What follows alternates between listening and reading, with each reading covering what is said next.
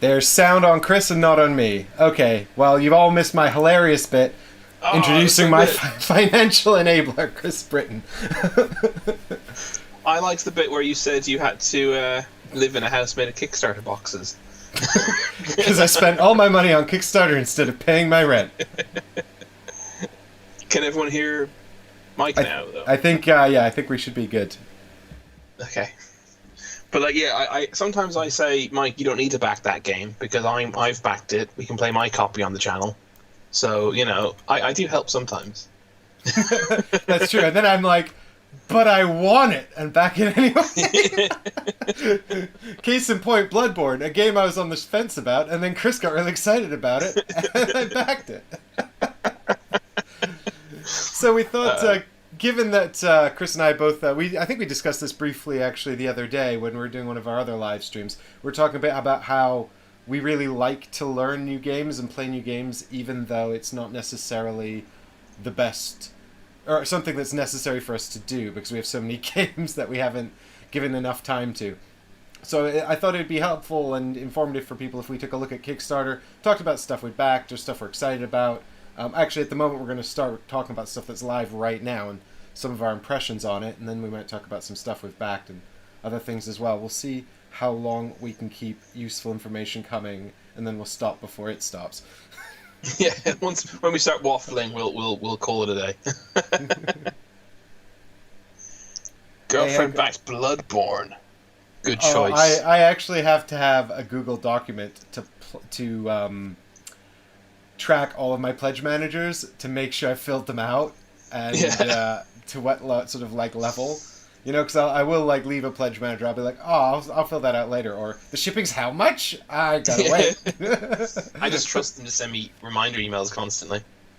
Yeah, but then occasionally it runs out. It hasn't happened yet. Touch wood. It hasn't happened yet. Before we get started, actually, a fun story might be: have you ever had any unfulfilled Kickstarters? Not yet. No, I think I've been quite lucky, actually. I did have one that I was from, I think it was Druid Games.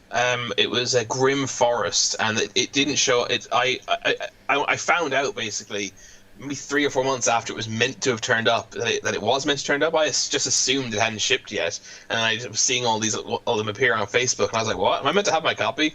And it turned out, a delivery company that should go unnamed just didn't deliver it. But they were really super cool about it and just sent me another copy. So thank you, Druid Games, if it was them. I need to check it was now.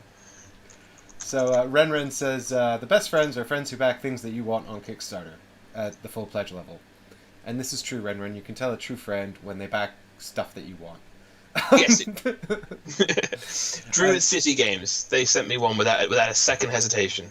Oh, yes. I could have... I actually did know that because of James Hudson, the guy who runs the company. He does some media content and things like that. And he actually followed me on Instagram. So that was really nice, James. Thanks for following. I'm sure you're watching. I actually went all in on their last 3 campaigns. So... Oops. And Dustin, Street Fighter, I haven't heard of it, but I've got a story much like that. Dustin says Street Fighter's starting to feel like it's not going to show up. And I backed a game called Loruna Age of Kingdoms, and I think that was supposed to be delivered 2 years ago. Oh, wow.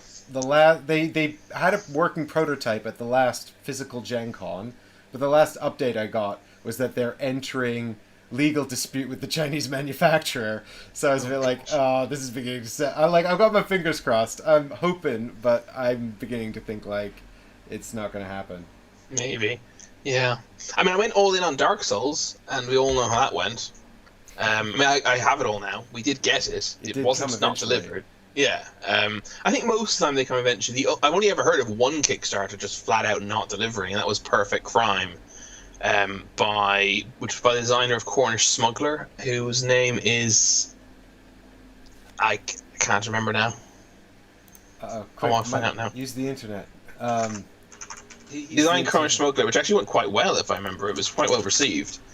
And then Perfect Crime, which I actually played a prototype of at UKG several years ago. Henry Jasper, that's his name. That he just disappeared off the face of the earth. The company disappeared. No one really knows exactly what happened. Yeah. That's the only one I know about that just didn't work full stop. Oh, Heggers, like Peter Molyneux, my God. Well, Peter Molyneux's promise, he promises the world and delivers a forest.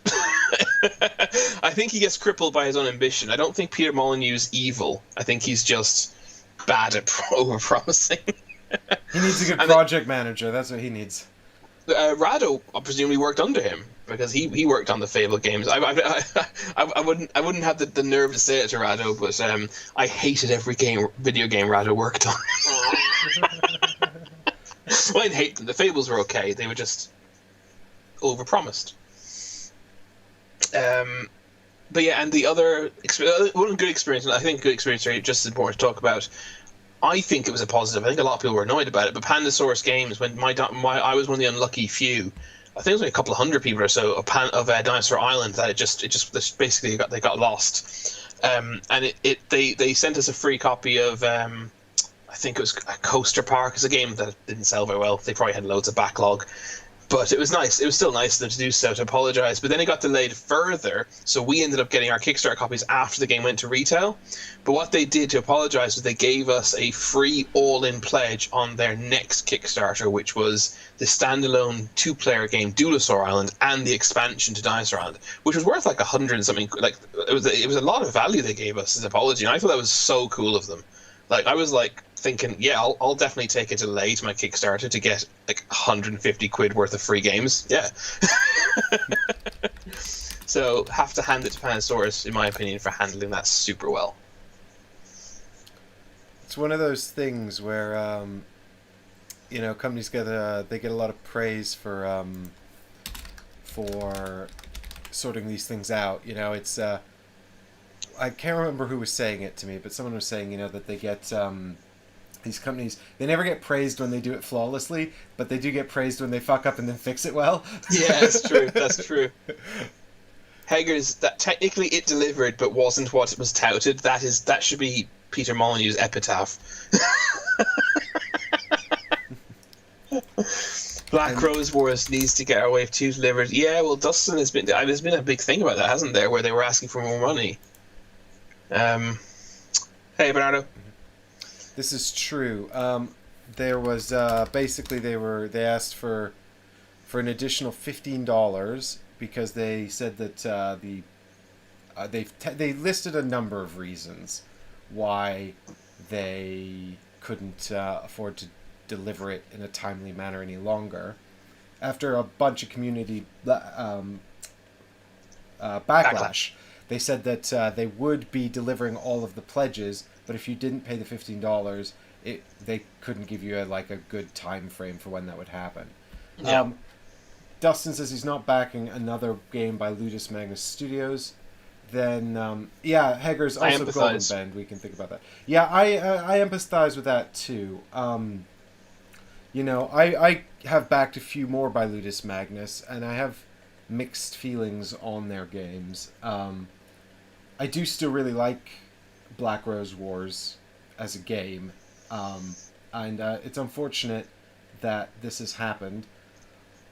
I don't know, far be it from me to figure out how they could have handled it better, but they certainly could have probably done it differently and handled it better, because people were not happy, and rightly so. Yeah, I think what makes people so unhappy is that it's an exploitation of the benefits that the Kickstarter platform gives to people, or gives to manufacturers and to businesses, where they essentially don't have they have rights but not responsibility. Well, I think we were talking about this in brief the other day as well, and I think it was something. Again, it was to do with the delivery of Reichbusters. And people were complaining about the rulebook for Reichbusters and how the scenarios felt like they hadn't been tested properly. And that was from Mythic Games. And, I did a whole series on Joan of Arc, which they very kindly sent me a massive amount of free stuff for. I did back it on Kickstarter, and I paid about £100 or £120 for the core set. And then they filled out the rest of it as a review copy, which is super nice of them. And they in terms of their dealings with us as a media entity, they were actually, at least until they were very decent. I haven't spoken to them recently, so I don't know if that might have changed, because I know their community managers changed over, but they were very supportive of us. But in Joan of Arc, I felt like it had the kind of the same problems that people are complaining about in Reichbusters, and when fans started to bring them these problems up with Mythic acted like emotionally hurt. You know, they were like, how, you know, stop hurting our feelings with your criticisms. And hey, Patrick, yeah, I'm official news reporter man today for my official Kickstarter commentary, which will be kicking off shortly. It was essentially for a skit that you didn't hear because the sound wasn't working. I know, I'm so upset. Now you're just wearing a tie at home, Mike. No, I'm just wearing a tie at home. Well, you know, I need an excuse to get dressed up these days. But yeah, so I think that attitude, it's sort of like one of those things where, you know, Kickstarter's taken on this really sort of bizarre position in our industry where, you know, it's no longer just about small designers bringing dreams to life. You know, it really has become a platform for pre-order. I even actually attended a talk on how if you're selling a board game and you're planning to do pre-orders, you're better off just going through Kickstarter anyway to do it, because of the publicity that Kickstarter will generate on your behalf. The free advertising basically is so valuable, it's almost like not worth not doing it, you know. And you can see Monolith, who did, when they did Claustrophobia in 1963, is it 18? I don't know. 1643? Something like that. Yeah, the second round of Claustrophobia. They basically just used it as a pre-order platform. They're like, we have this many units, like 10,000 units. And they actually said it. They actually omitted it. They weren't... They spelled it out. It wasn't like sneaky or anything. No. But 100% not. It's sort of like a very... So, you know, you get companies... And a lot of big companies who do use it as a platform, especially companies like Awaken Realms who come to it early in the development process. They like to use it to engage with the community and get community input and make people feel like they're really a part of a project. And I think that's a good thing, because a lot of people like to do that. But I do think then what tends to happen is they lose sight of the fact that these are ultimately people who feel like paying customers, not people who feel like, you know, you're supporting the dreams of a plucky idealist with a dream, you know. You feel like a paying customer who's buying a product from a company, you know. And when that starts to happen, you know, you feel like you don't like the company to turn around and say, hey, friendos who are helping us bring our dream to life, we need more of your money. You know? It's like, but I thought we were friends, you know, or I thought you were a professional company and you could manage your finances properly, you know. So there's, you know, and there's all kinds of interesting stories around sort of board game companies using Kickstarter in different ways. Eddie, I didn't realize you had a pet elephant. Do you keep him in a room?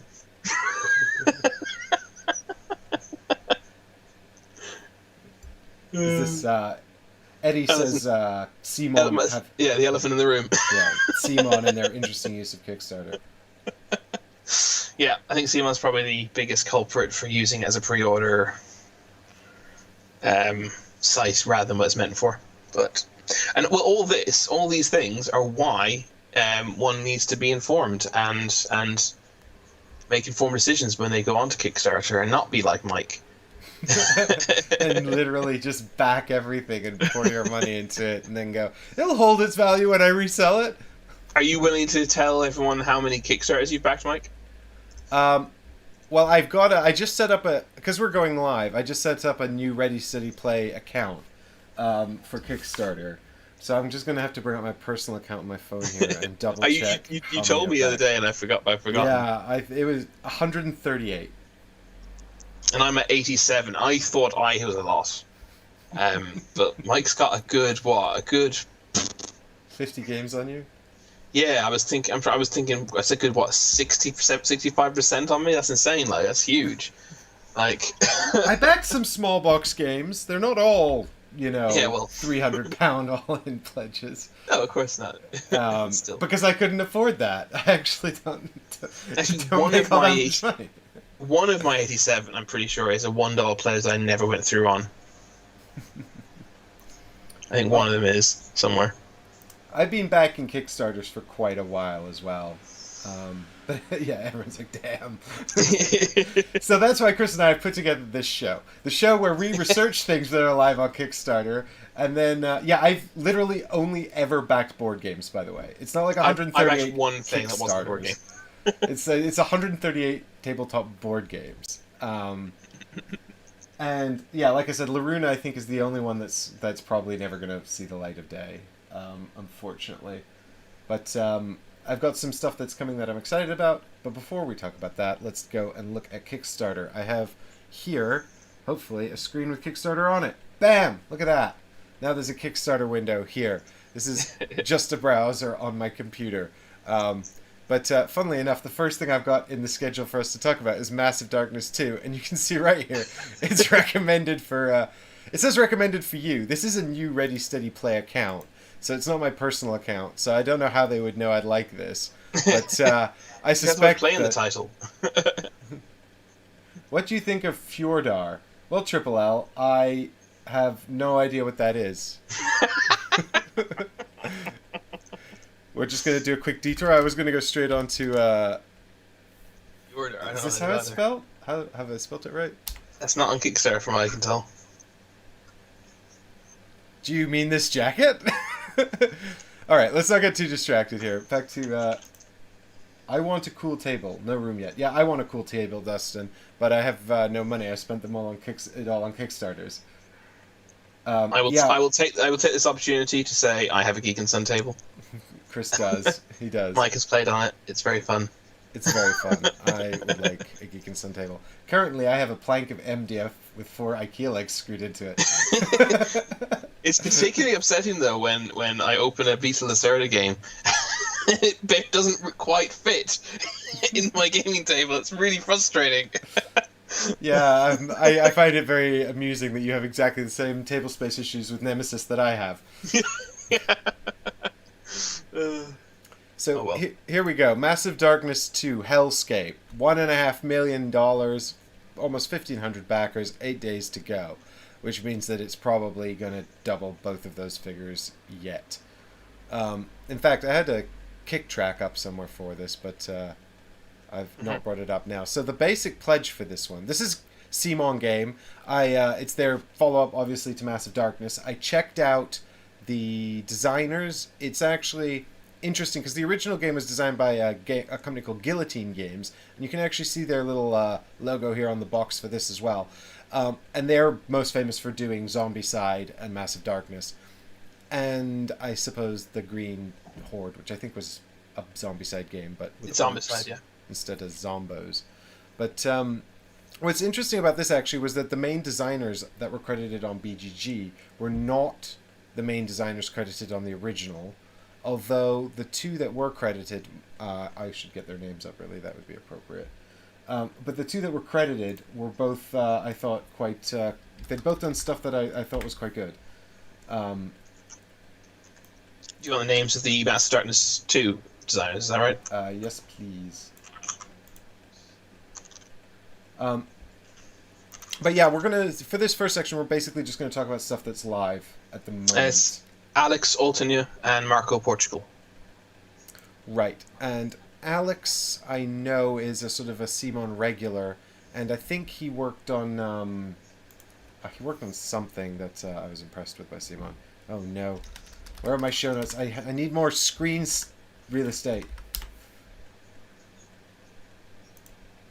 We've got Simon always have an entry level, but then slap on tons of add-ons, and they turn $100 into $400. Yes, Jared, you are correct. Bloodborne, I'm looking at you. So yeah, he worked. Alex worked in game development actually on Rising Sun and Ethnos, and I think that's what I was thinking of because it says here his actual credited designs are the God of War card game, Hate, Kick-Ass the board game, and the World of Small Rise of Moloch. None of which I haven't actually played most of these. I looked at Hate and Rise of Moloch and wasn't particularly impressed with them at the time. But yeah, Simon recently had some discussions, we'll put it like that, discussions with the American financial companies because of the way they have to manage their finances through their ongoing Kickstarter campaigns. It's so ingrained now in their business model that because of the way Kickstarter funding works, the American legislative tax branch can't really understand how they function as a business, which is interesting. The other designer, though, Marco Portugal, he worked on Project Elite, which I heard was quite good, but I haven't played it.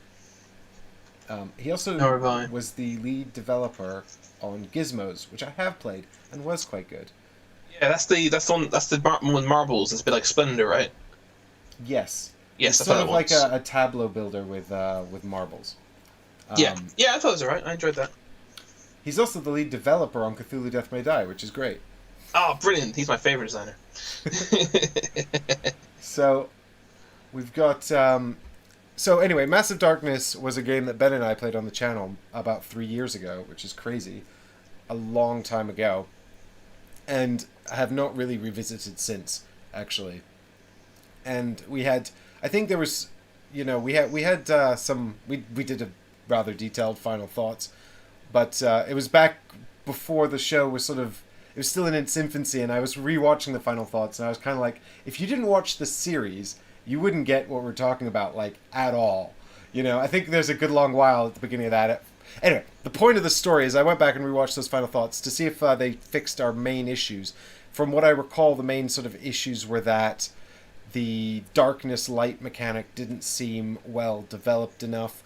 The player power curve seemed to be ass backwards, so at the beginning you were prone to dying a lot. By the end of the game, you'd get to the final boss and it would be a cakewalk. There was a point where, partway through the game, it seemed like sort of the amount of loot you were receiving tipped into an element of micromanaging, min-maxing, and that wasn't very much fun. It also, I think our primary complaint was that or one of our main complaints as well, was that the main enemies in the core set all looked like angry gnomes. There wasn't enough distinction, and that their AI didn't behave in interesting ways. So I looked at the Kickstarter here for Hellscape, and one of the things actually that I was immediately sort of interested by was that all of the heroes have these dashboards which represent unique mechanics to that hero class. So I actually really liked that. That all of the heroes have these sort of I'm seeing if I can find it now here on the page, but they've all got these sort of unique.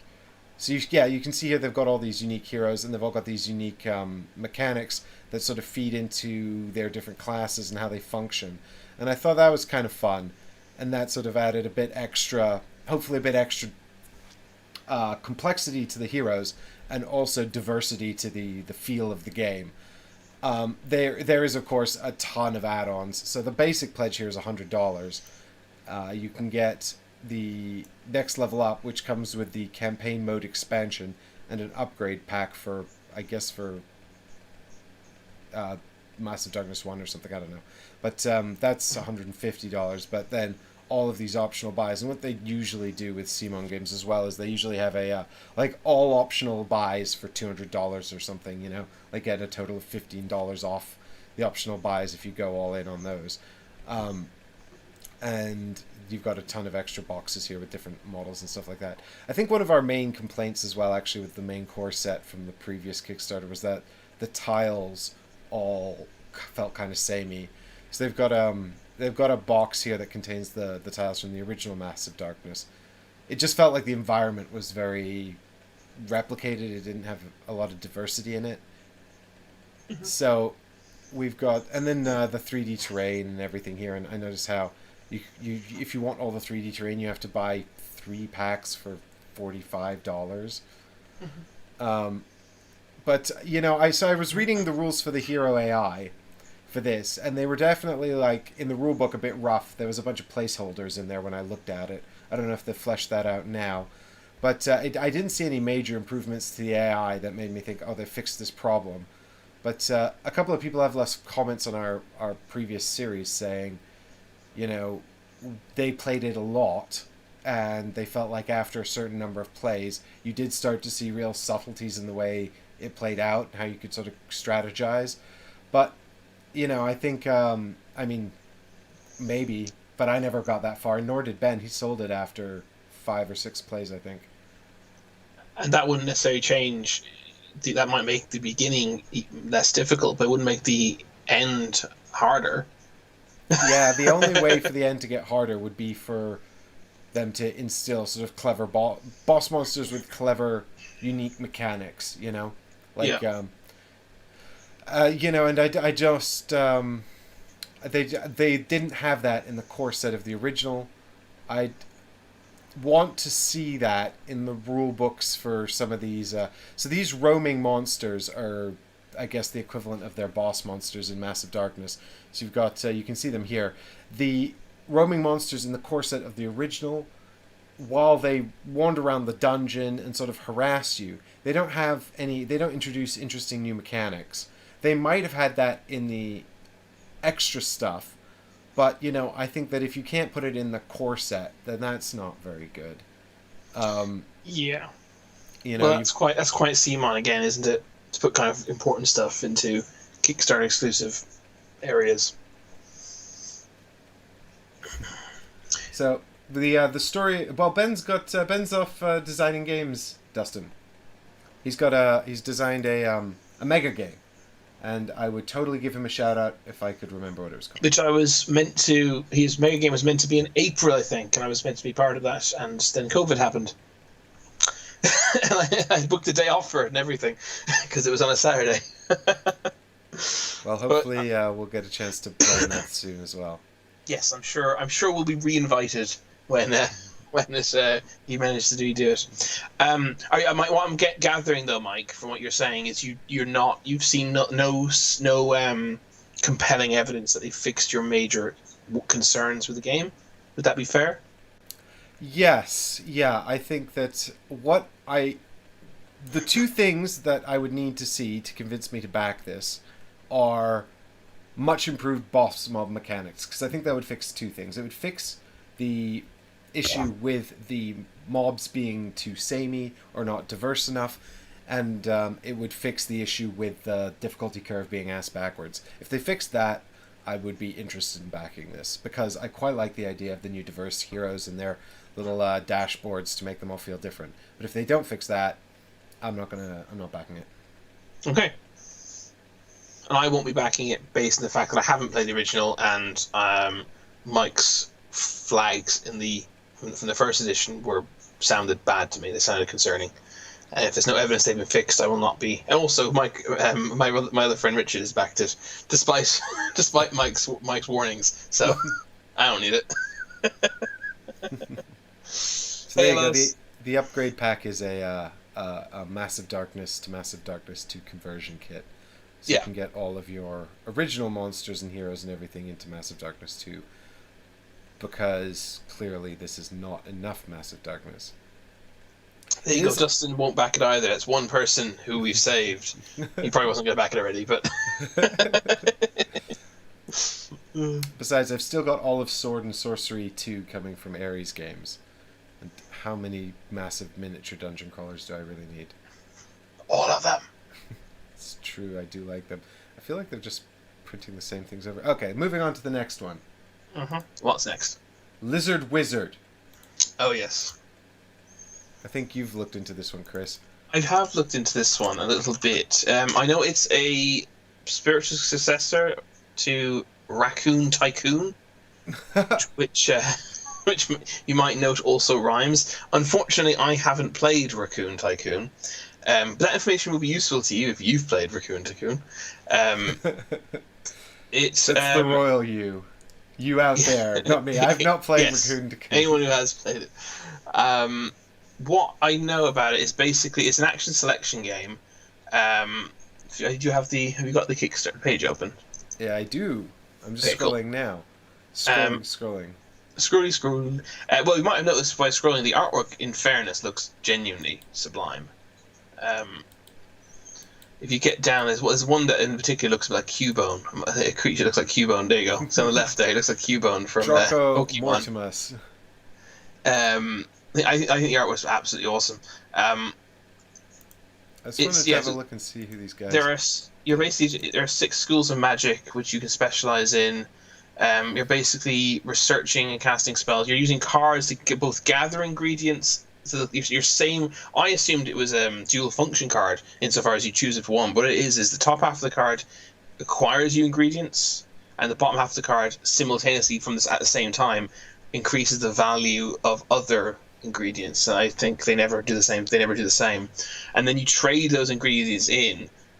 You can use those ingredients to cast spells. You can also trade them in for mana, and then mana is how you acquire spells. It's how you acquire, recruit wizards, how you conjure towers, basically all the things that end up getting you points, because you end up scoring points for matching sets of spells and towers. So essentially, it's set collection, action selection, with a sort of player controlled economy. With the value of the resources, the mana value of the resources based on the cards that you're playing. I just spotted there's hidden resources. It says here it comes with player screens to hide your mana and gold. Oh yes, I knew that. Yeah. No, that's not the same as the resources though. Mana and gold the resources are different. That's how you acquire mana. So it looks kind of interesting. To be quite honest, I haven't made my mind up on whether I'd want to back it yet. There's a couple of videos of playthrough videos I haven't watched yet, which I'd like to watch to make a decision. Because it feels like quite a small, tight card game, but then it's kind of priced as a bigger box game. It does have quite a big board actually. So the limited premium edition is $49, 38 pounds. The Arch Mage Edition, which comes with metal coins, wooden reagents, player mats, and all of the stretch goals. So this has basically got the metal coins and wooden reagents. It's £68, $89. And then there's the Merchant Dragon, which is the retailer pledge. Well, as Dustin says, I need to back this just to catch up with you. It's true. But based solely on what the limited amount I do know about the gameplay and the artwork, I would back this kind of just on a whim if it was maybe £25 plus shipping. But obviously it's not. It's 38. So it's therefore I feel I would like to do a bit more research into it. But I think I love the artwork. I genuinely adore it. And it definitely has piqued my interest, but it's kind of a must. It looks like a sort of a fantasy sort of like version of like Redwall, well, Redwall is fantasy, but like that sort of like Animal Kingdom, what's the game with the mouses where they're knights in armor? Mice and Mystics. Mice and Mystics, that kind of sort of world, but instead of mice knights, it's lizard wizards. Well, I would actually say it's more like a lizard version of Raccoon Tycoon. God damn it. But yeah, there's basically 6 possible actions you can do. As I said, you can get the resources from the cards, and you use the cards to get resources and increase value of resources. You can convert resources into mana. I don't think they're called resources, they're called something else. You can recruit wizards, you can conjure towers, you can cast spells. Obviously, those will give you special powers and stuff. Spells will let you do various things. Game-breaking things, and then ultimately you're trying to acquire spells of the same magic school as towers you're conjuring, and then those matches will give you points in some way, shape, or form. That's what I understand by it. And the thing that kind of appeals to me about it is the fact that I know the 6 magic schools all do different things. I've actually just brought up here, for example, conjuring does focus on summoning and creation. Enchantment focused on charms, dazzles, sleeping spells, other forms of mind control. Necromancy focused on dark magic, so death and animating, controlling the undead. I think, in my opinion, this game for me would be made or broken on how diverse those 6 things are. I was literally about to say that. Also, there's 7, Chris. You forgot about the secret 7th school of magic, thaumaturgy. That sounds awesome. Focuses on the wonders of machines, traps, engines, and mechanical devices.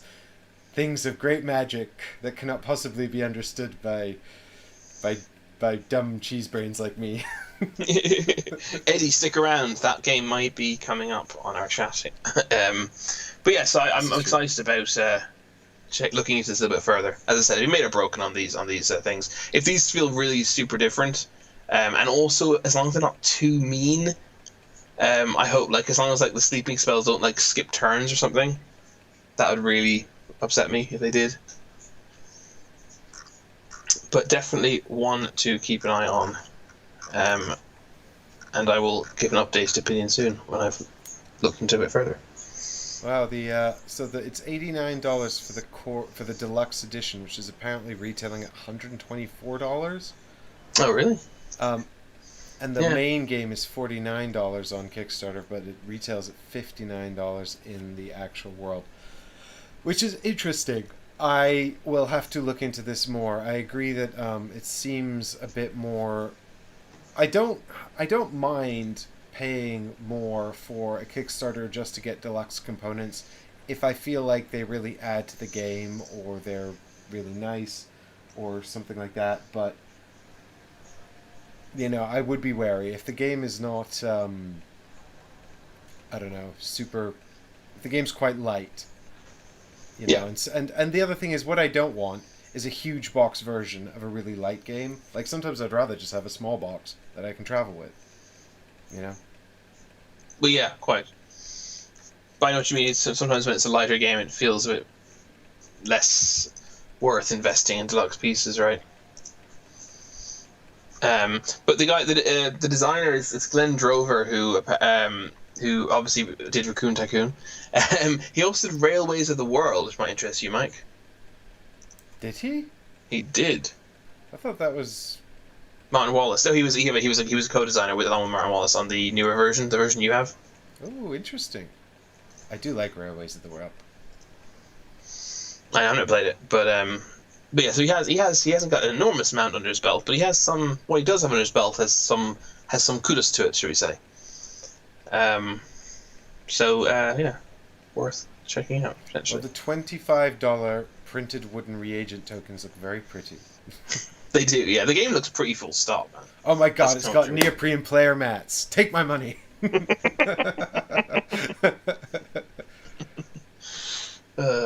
The No Conventions in 2020 sale. What's that? Oh my god, if you back this, you'll gain access to a pledge manager where you can buy all their other games. That's true. Yeah. With at the No Conventions in 2020 special discount.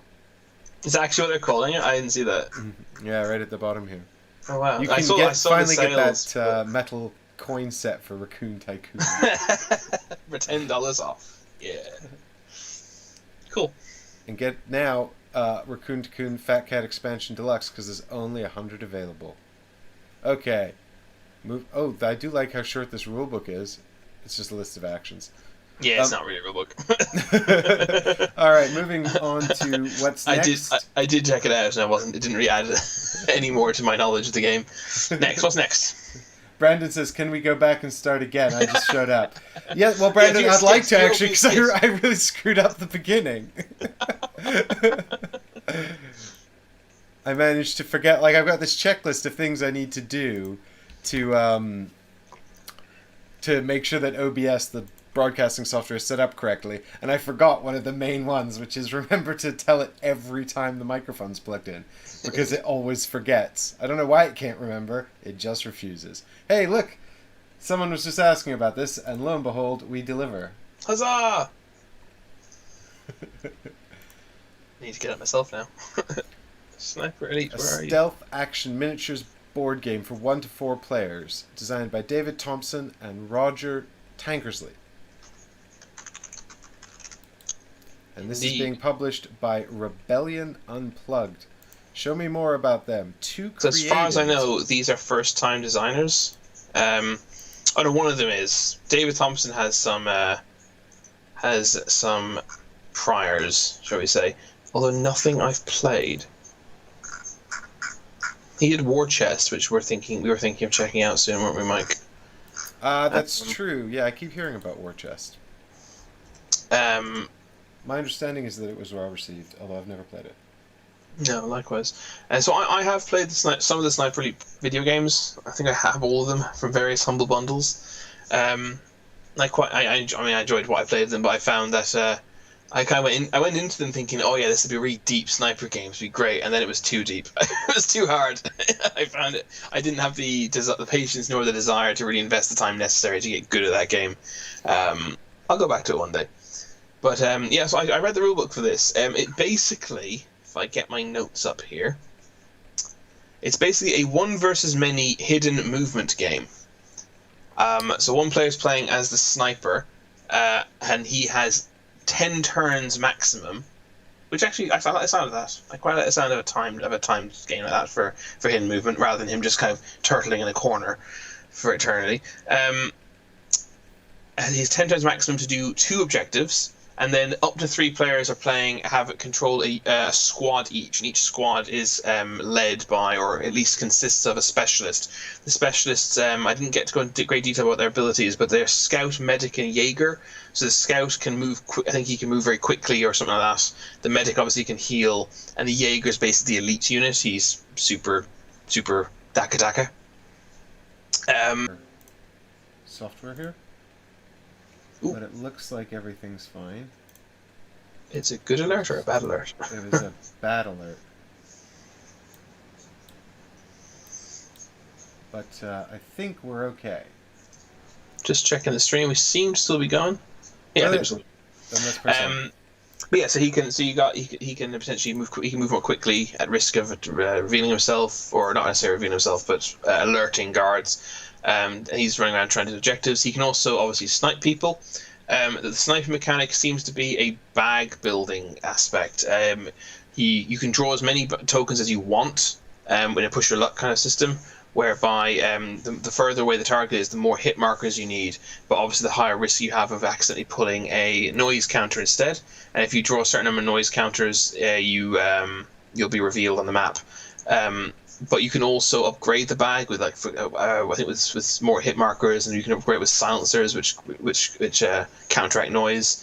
And then obviously the guards are running around trying to find you. I think the squad can give up their entire turn to search a sector. You have to they sweep a sector. The sniper has to announce if they're in that sector or not. They can sweep 3 terrain areas the same size, or they can search a specific area. And then once they've found them, they're basically going to try and kill them. It definitely sounds to me like the sniper has a much more fun game to play. It kind of reminds me of Alone in that sense. It's one versus many, where the good guy is by himself. Well, depends how you look at it, I suppose. Wait, the Nazis. The Nazis. Did you ever get around to playing Alone? Yeah, I played it. Deborah and I played it. I played the baddies, I think. As a 2-player game, I actually quite enjoyed it.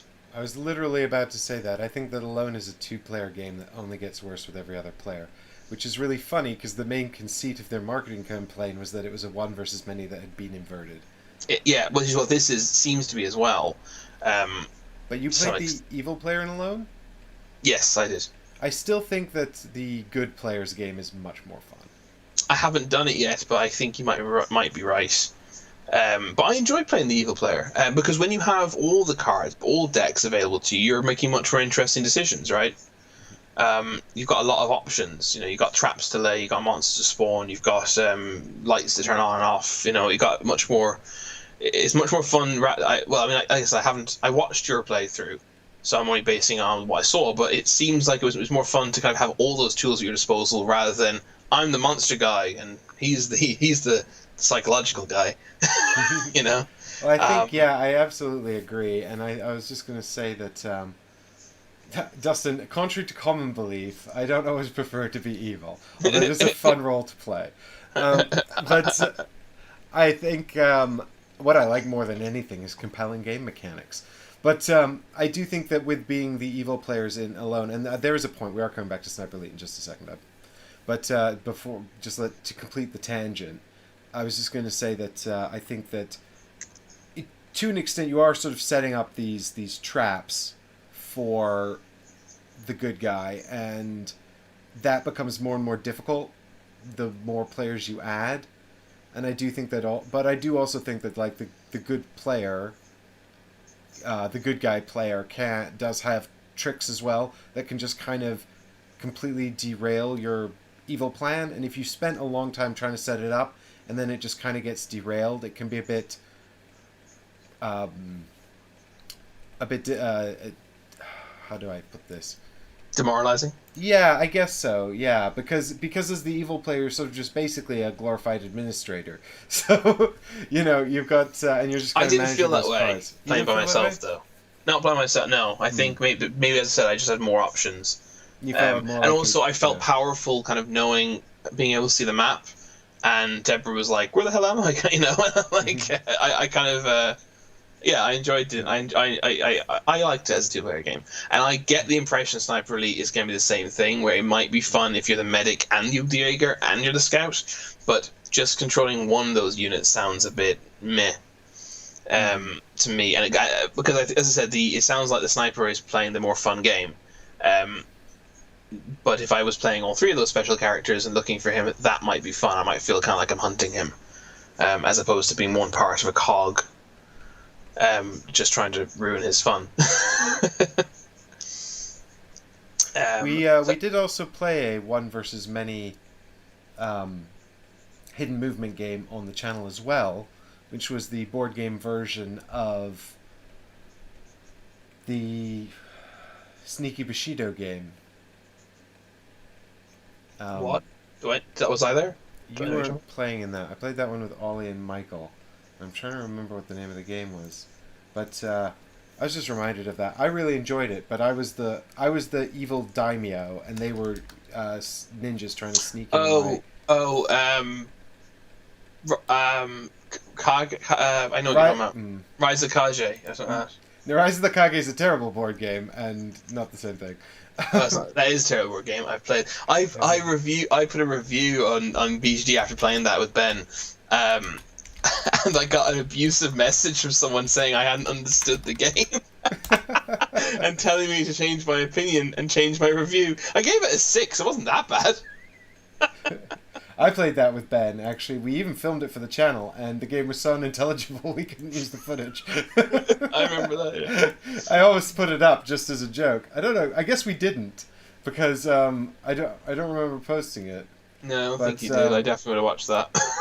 But it's one of those games with like stealth mechanics and all that kind of stuff, and it's got communication limitations for the players, but in a way that's not terrible. The stealth mechanics in Sniper Elite look a little bit more streamlined. They're not very complex, but which has its shortcomings, or limitations rather shortcomings. But it also kind of circumnavigates potentially huge issues. I think it will function fine from what I've read of the rulebook. I just don't think it has anything massively exciting in it. But as the combination of the way it's put all these things together with the bag building and the hidden movement and the asymmetry of the many players might make it. Looks like it'll make it fun. I think it'll be an enjoyable game. But as someone who has not massively invested in the IP, and as someone who already owns a one versus many game that he's not getting to play as much as he'd like, I don't think I'm going to bother with this one personally. But I do think it looks like a reasonably solid game, and also it's not as expensive as I expected it to be. I was about to say that too. By the way, it was Shadow Tactics. That was the game. Oh yes. That we were talking about, the samurai. But yeah, it's 40 quid for the main game. 60 quid gets you the main game with the deluxe Dealy Bops and the Testikill exclusive miniature, which is this guy clutching his balls, which I assume is something from the video game.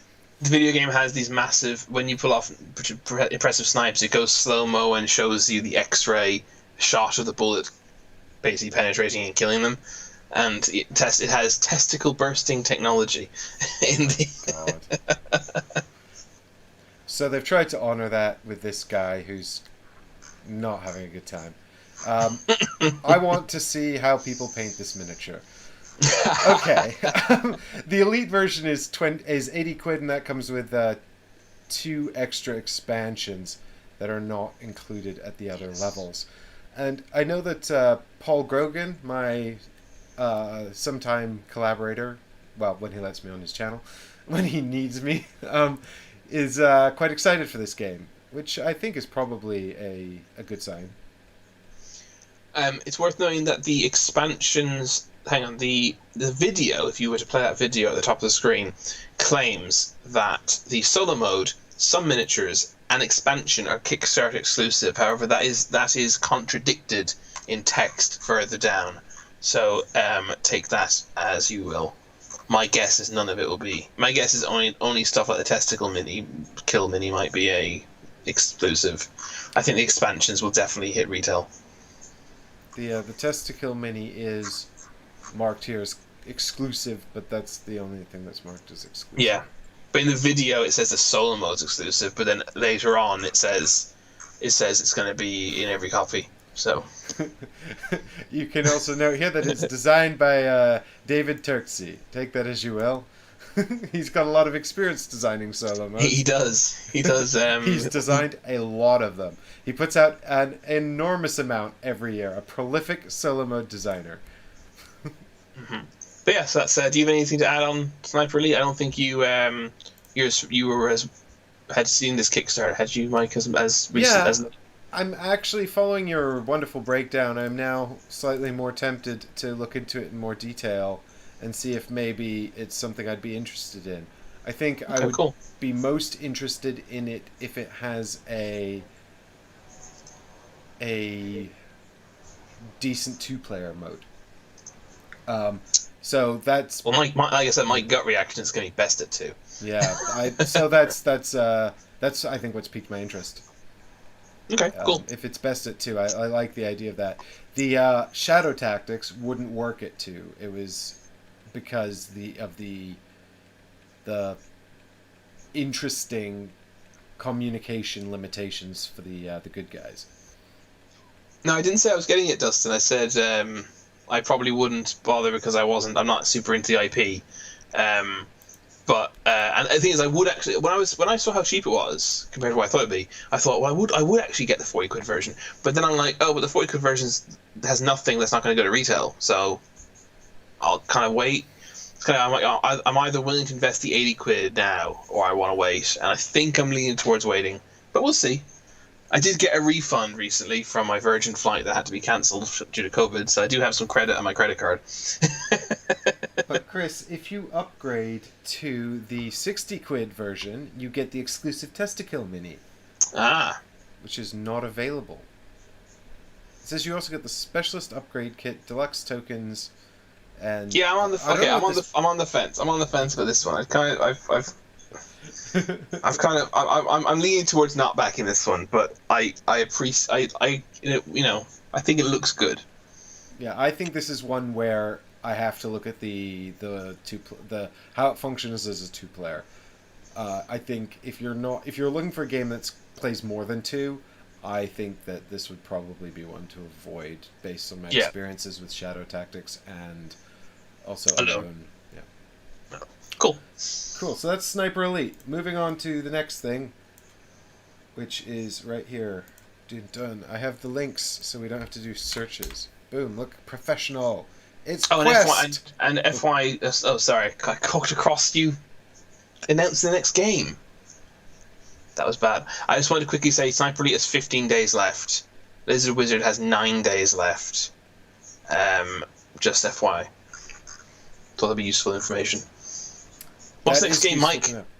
It's Quest plus Avalon Deluxe, an all-new social deduction game by Don Eskridge for 4 or more players and a beautiful big box version of Avalon. And there's only 3 days left. I had 4 days left when I made my notes earlier today. It's obviously not in UK time. We lost a day in the last few hours. No. So we'll just quickly have a look at the prices here for this one for some context, I think. You can get... I'm going on a quest, which includes 1 copy of the Avalon Big Box Edition, and that's it. Or a Royal Coup, which is Avalon Big Box Edition plus Coup Deluxe Edition. Is this just an expansion for Avalon? No, it is not. So presumably these pledge levels come with Quest. Oh, it does say it right here. They all do, yeah. So Quest is a brand new game. I say brand new. It's a new game from Don Eskridge, creator of Avalon, which is possibly my favorite game of all time. It's the only game that I've given a 10 to on BGG, so I guess technically it is. High praise. I just love social deduction games. I think Avalon's probably the absolute peak. For those of you who don't know, Avalon is a Knights of the Round Table, King Arthur retheming of The Resistance. The Resistance, which is also by Don. Yeah. And they're hidden role games where you're trying to work out who the traitors are. Yeah. And yes, this basically this does a few things. So in the Avalon big box, you're going to get a copy of Avalon, which is going to have brand new artwork. It's also going to come with new roles, so it is adding essentially expansions or new characters. So I suppose a modular expansion, I guess the best way probably thinking about it, to Avalon. So as someone who's played Avalon like near to death, that's really cool for me. I'd be very. I mean, who knows? Maybe the roles are going to unbalance the game. Maybe they won't be particularly great. But it's kind of, it's new content for a game that I've played a huge amount and adore. So I'm still excited to try it out. At the quest itself, as I say, is a brand new game. It is very, very similar to Avalon, and this is quite an interesting time to kind of reflect back on something I said about Brass Birmingham versus Brass Lancashire, where because I'd never played them before, and I played them both kind of back to back, I was like, they're very similar. I don't really feel the need to have both. And I acknowledged that a savant who'd been playing Brass for a long time possibly would appreciate Birmingham for its subtle changes, and that's kind of how I feel about this. The games seem incredibly similar, but I can see a huge amount of potential in the subtle changes. One of those major ones being, in the original game, you have a leader who nominates a team to go on a quest, and then everyone around the table votes whether or not they agree that's a good team to go, and you can do that up to 5 times for every. They have up to 5 votes for every team. Sorry. And hang on 1 second. That was apologies. I know what that was now. That was a delivery coming. Sorry about that. So you can have up to 5. Up to it might be. Yeah, it could be. Exciting times. Yes, you can have up to 5 votes for one mission. Now this has caused, in the group I play with people who've played Avalon like so much, and they basically have conventions at this point, which kind of really frustrate me, because it's basically you never vote for this, you always vote for this. If X, then Y, and you're almost playing an automated game at this point at certain times. It's almost like just trying to play an algorithm. And the fact now that if I become the leader, everyone just has to shut up and do what I say, because now you pick your team and that team goes. There is no voting. The leader picks the team and it goes. And what they've kind of thrown in to mix it up is, to fix the potential issues that could cause, is you have these magic tokens that you can use where you basically compel an evil person to play a success anyway, unless they're a particular type of evil person. Which that's what these games are about. They're about constant rule breaks, right? Evil people may fail unless they're under the influence of magic, unless they're Morgana Le Fay, unless they're it kind of goes quite deep. It's quite Inception-like. And then at higher play counts, they add stuff like trinkets, which I haven't found the rules for yet. But basically, the idea of removing that vote for a team, which to me ends up being, which in my play session seems to be an automatic, boring thing anyway, is very appealing, and I think it could mix up the game quite a lot. The other thing it does is it changes the player count from 4 to 10, which I think is completely pointless, because Avalon is rubbish with fewer than 8 people anyway. So the ability to play with 4 is not something I care for. And I've watched a playthrough of this game. It does not look like it will benefit massively from 4 players. And I know it comes with a lot of new characters as well. So it's and some of the characters they're introducing in the daily stretch goals, they've been introducing new characters for both versions. So the new characters that are appearing in Quest are also being having a version put into as an expansion into Avalon. So I'm very look. This is basically just, I'm gushing at this point, because this is essentially just a new variant of one of my favorite game of all time, plus expansions to my favorite game of all time, and that's just, I mean, I can't wait. I'm so excited. I've already backed this. So just to be clear, this comes with... So Quest is essentially Avalon Plus.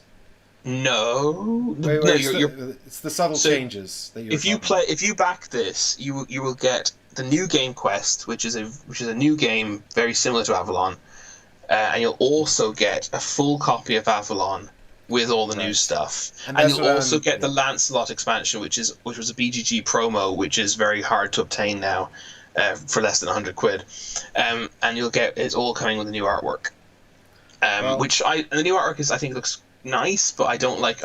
I'm not mad about it, but I'm also not mad about the old artwork. I'm just nostalgic about the old artwork. So well, that's interesting you say that, because I've got Avalon. I actually also have Lancelot. I did not know it was worth so much money, and now I'm sad it's not anymore.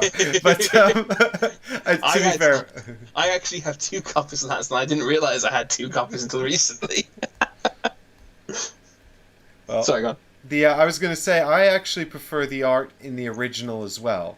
Having said that, I think there's enough content here that I'm really interested in this, and I will probably back it. Well, Dustin just asked, no, you can't back it, Mike. I have to catch up. Damn it. I like also that there's a magic token. Throw in a magic token and I'm in, you know? But yeah, it's the artwork. I've yet to meet someone who, because I have a WhatsApp group of about 50 people that's dedicated to Avalon. I've known everyone in there has been saying they prefer the old artwork, but I actually think the artworks are I'm kind of on this. I like them the kind of same amount in different ways, but as I say, I'm nostalgic about the old artwork. So I just think that the old artwork, like this new artwork, is a bit more, I guess, sort of graphic novel-y in a way. Yeah. Whereas the original artwork really reminds me of like sort of the covers of those old King Arthur books, you know? Like the Mists of Avalon and the Once and Future King, that kind of stuff. So that makes I really like that. I think it's just a style I prefer for this kind of theme. So I do prefer the original artwork. Having said that, you know, I'm not going to I'm a game mechanics person. I'm not going to pass up the opportunity for more game and extra mechanics and rolls and things just because I prefer the art in the other version. You know, interesting. If there's nothing, so yes, this is a back for me too, guys. At £26 for, you know, a copy of Avalon plus the new game quests and all the other bits and bops. Yeah, I'm into it. And the other thing actually interesting that I note here is that for the upgraded pledge level, a Royal Coup, you get a copy of Coup as well. Yes. Which I have. I've played a lot of Coup. Coup is basically cheat, where you've got all these roll cards here, and you're dealt 2 of these roll cards, and then you can take actions based on the rolls that you have, but you can say you've got any roll that you want. And essentially on your turn, you're amassing these money tokens, and everyone's pretending to be the Duke because he can take the most money tokens. Yeah, and when you get to a certain amount of money tokens, you can claim to be an assassin to try and kill someone. But when you launch a coup. Well, exactly. When you cap out at the maximum amount of money, you're forced to launch a coup. And that's where you can just kill off one of the other player's cards. And when players run, and then they flip it face up, so it sort of like reveals some information to the table, and it's effectively losing a life. When you lose both your cards, you're out of the game. But at any point, when someone claims to be something in order to use a power, you can also challenge them on that. And then they might sort of double down on their lie, or they might allow you to call their bluff. If they double down on the lie, though, and you still call them out and you're right, there's a potential they could lose all their lives at once and just be put out the game. Yeah. So there's counter challenges as well. Exactly. You know. If you have for example, you can see here the character cards. If you have a Contessa, you can block an assassin. So someone might say, I'm an assassin, I'm going to pay this money to assassinate you. And you might say then, I don't believe you're an assassin. Or you might say, well, actually, I have a Countessa, so I'm going to block it. You know, and if they don't call you out for not having a Countessa, then, you know, their assassin action's wasted. So there's sort of all these complex interactions between the 5 different roles here. There's Inquisitor as well, but they replace the... Inquisitor's new. I've never played the Inquisitor, so that's an expansion to me. It is it is available for the original coup as well, the expansion, which had it looks like they've rethemed it to sort of Renaissance period. The original was a sort of futuristic sci-fi council. The original was actually Renaissance period. The sci-fi one was actually a subsequent printing. Oh, well, look at that. You just out board game geeked me. So I've got the sci-fi printing. I really like coup, and I think if you don't have it, then this is a good opportunity to get it. Yeah, and I actually played the sci-fi coup a lot in Brazil, and they heard about that, so they decided to call this the Brazilian Art Edition. No, I'm kidding. This is apparently I had heard in some forum or something, or some thread, that the Brazilian Art Edition was very popular for some reason. I personally prefer the sci-fi ones, but whatever reason, the Brazilian art version is quite popular, so obviously they've decided that's the one they're going to print to give to us lovelies over here in Europe and America and wherever else they're doing this. But yeah, I think it's this to me is at 56 quid. You're actually getting, sorry, $54, £42 plus shipping. You're actually getting 3 social deduction games here, and they're all good. And all their content, all the content thereof, all the print expansions that for them, and 2 of them are definitely good, and 1 of them I have every faith is going to be really good. So this is a very easy recommendation, guys, if you like social deduction games. Absolutely. Well, coup isn't really social deduction; it's pretty much just straight up bluffing. But I mean, what is social deduction if not bluffing and calling bluffs, right? Of course, yeah. So. So anyway, yep, that's an easy recommendation. I will actually back this project. I could even do it live here, but this isn't my real account, so I won't. But I'll be getting on board with Quest. So the next one, moving on. Oh, Ren says, I really like the new artwork. He thinks it's brilliant. Yes, I noticed that. That's nice to see someone who does like it. I do. I can see myself warming to it in time. I must admit, I do like the vibrant colors, very much so. So maybe in time, like once I've played this with this copy 100 times, maybe then I'll be, I'll forgotten about the old artwork. So I seem to have put this onto our schedule twice. It's Western Legends Blood Money. Apparently we're going to talk about this, 2 more games, and then talk about this again. With Who made these show notes? 8 days left. So this is Colossal Games who are printing this. If you don't know them, they've done a whole bunch of stuff, which includes this. Actually, let's bring them up. But they're quite a... I got one of their games recently, actually, that I've been playing solo called Mezzo. That was them, wasn't it? Did I make... Yeah, there it is, Mezzo. We backed the original Kickstarter for this. Oh, they did Eclipse Second Dawn for the Galaxy as well. I've also played that recently, and it's fantastic. What for the Galaxy? Eclipse Second Dawn for the Galaxy. Oh, okay. It's the second version of Eclipse. Okay. Did you ever play it? Yes. I've played Eclipse. Yes, I played Eclipse at UKG once upon a time. I played a 8-player game of Eclipse at AirCon, and we played with simultaneous turns, so that each player on each side of the table would take, like players opposite each other would go at the same time, because it was the only way to play in less than 2 days. Well, yeah, I think we played a 6-player game, and I'm pretty sure it took 6 to 8 hours. I really like the improvements they made for the second edition, and all of the Kickstarter pretty stuff is great. I got the washed minis as well, which is super nice, and the playmat. But anyway, that's not what we're talking about. We're talking about this Western Legends, which actually looks like the first Kickstarter. Is it really? Wow. The first Kickstarter? What do you mean? Western Legends, it seems, was Colossal Games' first Kickstarter. So I'm pretty sure these are in chronological order. But yes, so let us go back to the third you'll notice from their page here, this is the third Western Legends Kickstarter. They did an expansion called Ante Up, and now they've got an expansion called Blood Money. And Chris played this with Michael and I on the channel. Mm-hmm. I actually had to go back and rewatch our final thoughts, because I remember, if you'd asked me yesterday how I felt about Western Legends, my answer would have been, I wasn't that keen, I don't think. And while that's still technically true, rewatching the final thoughts, I'd forgotten how much I actually enjoyed the act of playing, the play we had. It was more that I kind of I enjoyed the nonsense, I enjoyed the moment-to-moment gameplay of it, but I kind of understood that it was, in my opinion, it was a kind of a flawed design, and it would frustrate me over time, and it wasn't a particularly well put together competitive game.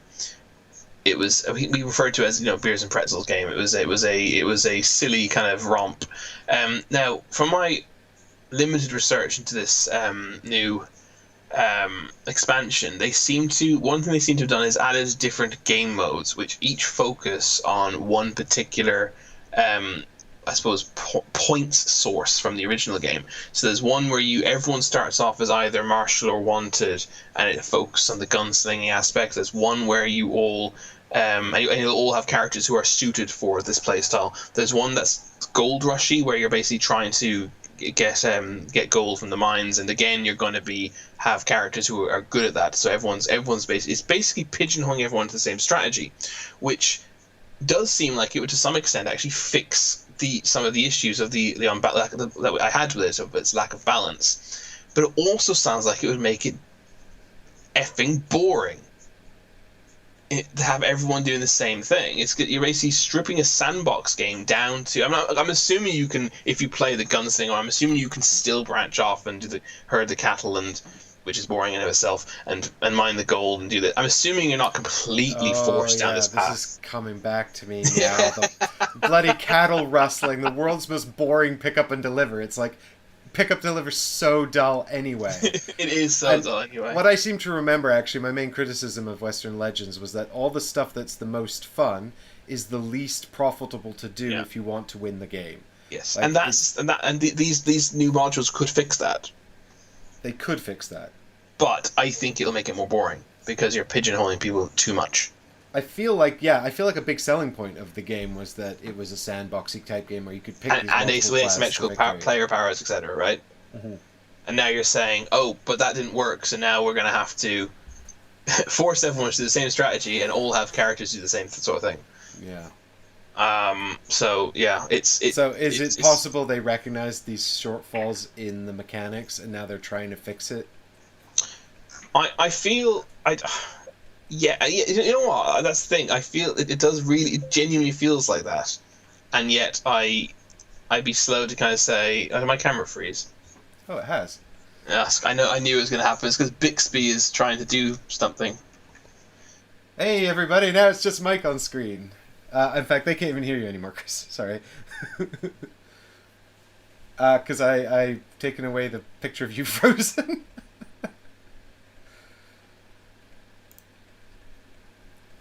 Eddie, how... Dustin says the Mike show. Yeah.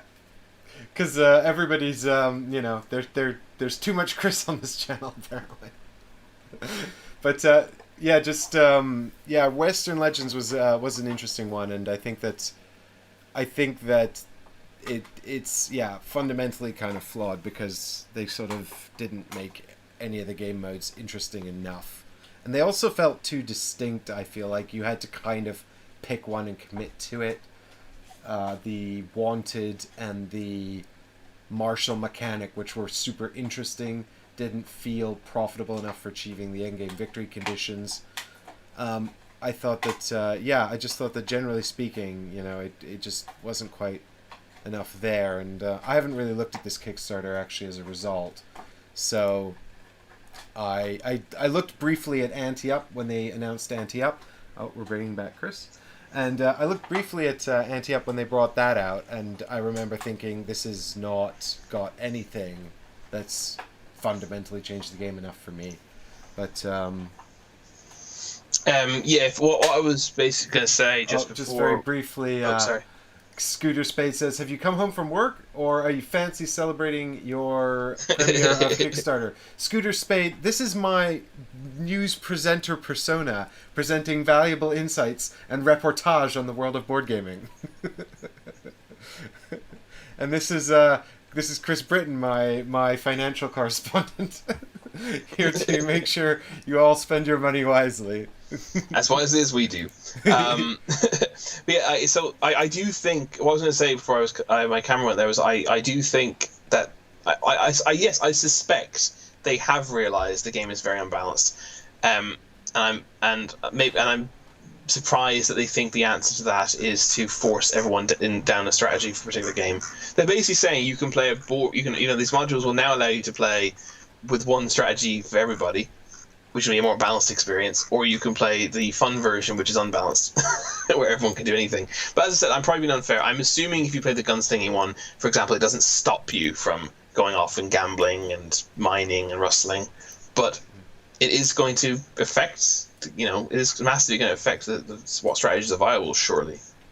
So. And that's what Chris means when he says unbalanced. Basically, the sandbox game presents 5 or 6 avenues to victory, and some are just much more optimizable than others. Mm-hmm.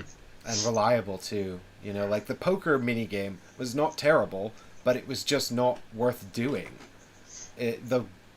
Mining the gold was just way more profitable, like, every time. Absolutely. Yeah. So I think if you want to pick this expansion up, if you've already got the other two, then it's only £23 or $30. But if you want to get the Magnificent Six, which is some kind of... What? That's retailer.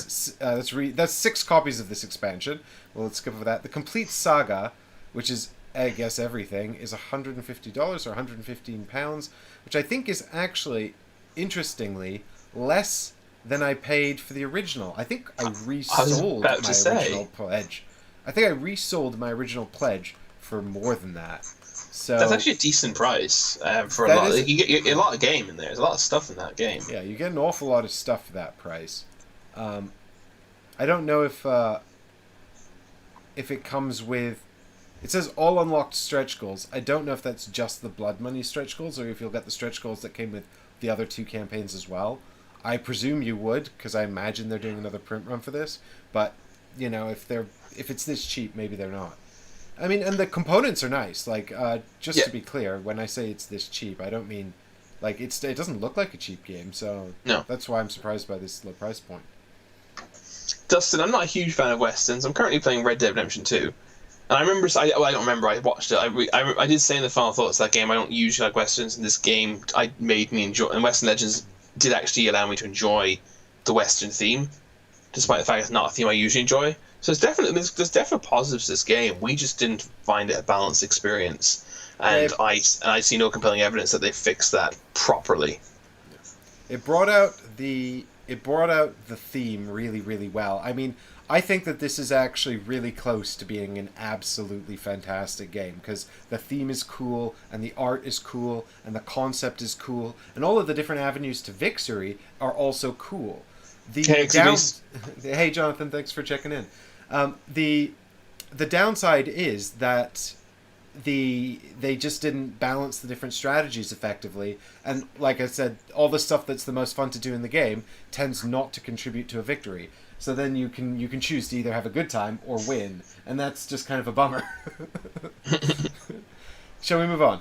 Yes, we shall. You've yet to back a Kickstarter? Then do not watch this. This will have the opposite effect.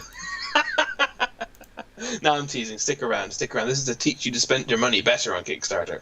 Exactly. This is for people who've backed a lot of Kickstarters, like me. So, Jonathan, I guess I've been channeling your Kickstarter energy and backed all the Kickstarters for you. Board Game Losers, I think that's great that you found a group that really loves the game and have a good time with it.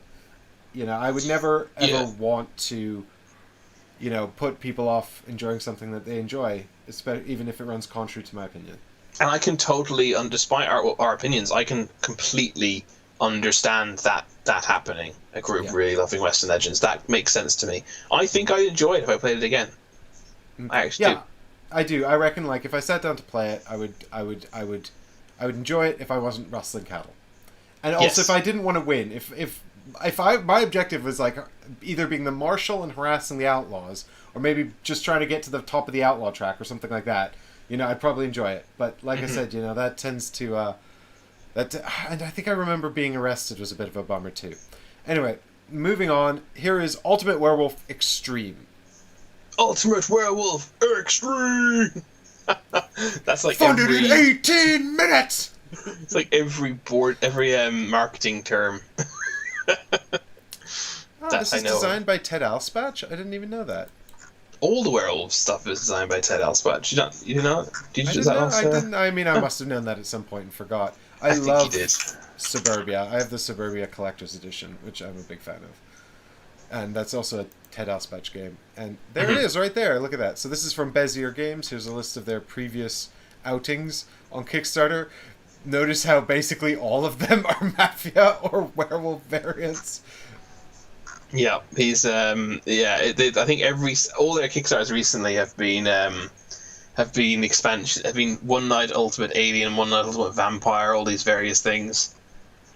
I posted a picture of us playing Suburbia Collector's Edition on the Instagram, and Bezier Games were like, "Thanks for playing," and I was like, "Oh, thanks, guys." Hey, Silver Sun, you right? Sorry, back to Chris. Yeah, so there's a lot of variations of this.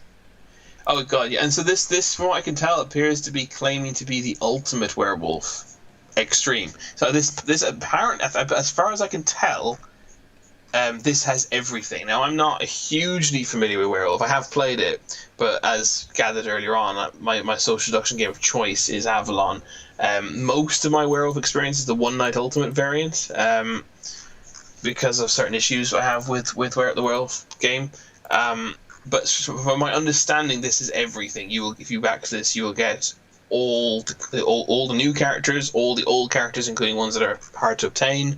As far as I can tell, this like it says, is the ultimate werewolf. It has everything. It comes in a collector's edition and a super collector's edition, and the super collector's edition comes with a games trays box tray insert included. It comes with some tarot-sized cards as well, so bigger cards, polarized sleeves. You get like a warning sign, so you can put on the room of your convention in your convention hotel and say, "Warning, we're playing Werewolf in here." And it comes with slap bracelets for people who are dead. So the super deluxe version seems to have a bunch of pointless but very cool and nice stuff. It also, the big thing about this, which isn't really, I suppose technically isn't exclusive to the Kickstarter, is the new moderator app, which is going to take a note of your actual name, your face, and your role. I believe all the cards have a microscopic or very small, probably not microscopic, QR code on the back. So if you actually, I don't know if you scroll down to the app section. Yeah, bro, got it here. Yeah. I think you might be below it, are you? No, the moderator app section. Oh, you're on it already. Yes, as you see, it takes in your name, it takes in your face, and it takes in your role. So it kills the need for moderator, which is potentially a good thing. I think some people enjoy being the moderator. I think a good moderator can really make the experience all the better, and an app will definitely have. A good moderator will definitely be better than the app, but the app will be better than a bad moderator, and it's definitely better than not having anyone who, making someone play moderator doesn't want to play moderator. So I think the existence of this app is definitely a cool thing, and it looks very excitingly innovative. The way it learns your. Can I jump in here real quick? Actually, I was Absolutely. just going to say, guys, for those of you who are sort of entirely unfamiliar with Werewolf, that's incredible, but. It's been around for a long time, and it existed even long before it was a board game, just sort of as a party game. It's also very similar to a game called Mafia, but the premise is that it's a social deduction game with a lot of people, and where you might and the people represent a village, some of whom are werewolves, and the game is a day-night phase game. And at night, the werewolves select someone in the village to kill, and then in the day, everybody just tries to work out who the werewolves are. And in the night phase, of course, everyone has their eyes shut except for the werewolves, so they don't know who's going on. There's a bunch of silent communication, and there's a moderator who essentially manages the day and the night phases. And this appears to be that classic werewolf format, because Bezier Games did do One Night Ultimate Werewolf, which you probably will have heard of because it's very popular. But One Night Ultimate Werewolf basically takes that whole experience with one player being eliminated every sort of day-night phase. Well, actually, players can be eliminated during the day too if the village lynch themselves, or lynch a werewolf. To be fair, yeah, a player dies every phase, right? But every night, I think every day as well. Yeah, every night and every day. You have to lynch someone. But I think it's a minimum of like 8 players, right? So it's going to be at least four phases. No, I think you could. No, I think you could play this with as few as like 6 or so. I think.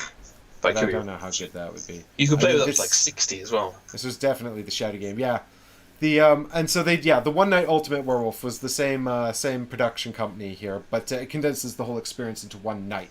So the whole game begins with essentially the first night, which is where every character sort of learning what their role is, and the moderator will be going through the night phase, so saying, werewolves, open your eyes, identify who you're going to kill, and then there's other roles as well, like I think there's a witch who can do something during the night phase as well, so the moderator says, the witch, open your eyes and do a thing, so that's what this app is automating, the role of that person.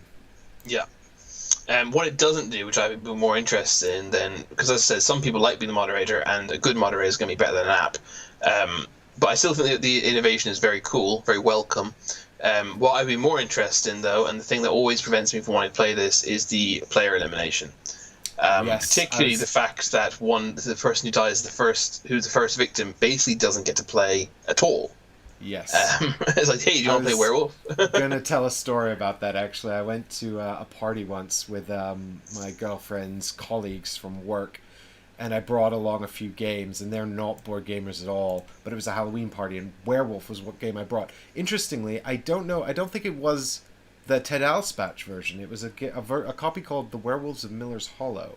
Oh, yes, I know. Which is the same game, a lot of the same roles, but not Bezier Games, and I don't think Ted Alspach is credited on it.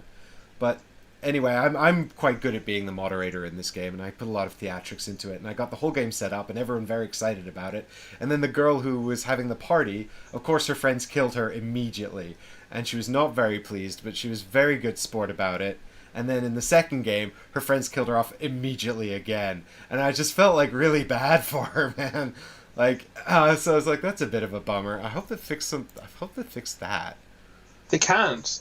That's how the game works, and that's why. It's too late to back it. That's why I would recommend Blood in the Clock Tower over this, because it has no player elimination. As you know, you've played it. I don't think you enjoyed it very much, but it's still. I did play Blood on the Clock Tower. One time they were touring it. I played it at Paul Grogan's GridCon convention, and I didn't particularly enjoy it, but I won't get into that here. Yeah, but the point I'm making is that I was much more impressed with when Blood on the Clock Tower came on Kickstarter and said, we fixed the player elimination problem. That was a much bigger deal than we fixed the moderator problem, which is a much smaller issue that doesn't come up as often. Yeah. But I still I will not be getting this because the same. I don't play Werewolf. I think player elimination sucks. Player elimination does suck, and I will not be getting this. But I think if you like Werewolf, if you want Werewolf, this is how you get everything, and the moderator app looks like a very exciting innovation. But I don't know, man. Like, I mean, yeah, but the theatrics are fun, and the thing I'm thinking here is, like, the Werewolves of Miller's Hollow, I don't think that's out of print. I don't know how distinct it is from the Ultimate Werewolf that Bezier Games make. But Werewolves of Miller's Hollow is a tenner on Amazon. Yeah, it's £8 online, or you can get it with the expansion is like £3. So the Werewolves of Miller's Hollow is functionally Werewolf. It's absolutely fine, and it's dirt cheap. And also Ted Alspach's version, just Ultimate Werewolf Deluxe, is like £15 online as well. That's just Werewolf with lots of different characters. It's basically, but it just doesn't have all the extra stuff this one has. But it has the core game.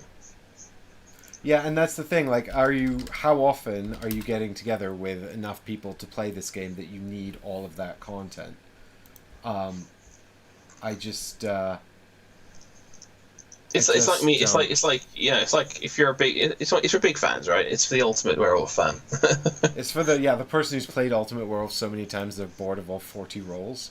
Like, can I just take a moment to briefly address Mr. Dadle? Am I the voice of C-3PO? Do I have an English Anthony Daniels accent? Because I don't think I do. Did you say something like possibly the chances of us backing Werewolf Ultimate Extreme are 0 to none? Never tell me the odds. 360 million to none. Maybe I possibly just said something that sounded silly. I don't know.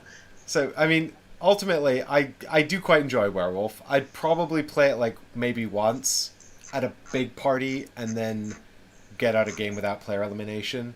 But yeah, I don't need a $53 or $69 version of it. £53 or $69 version of it. I really don't.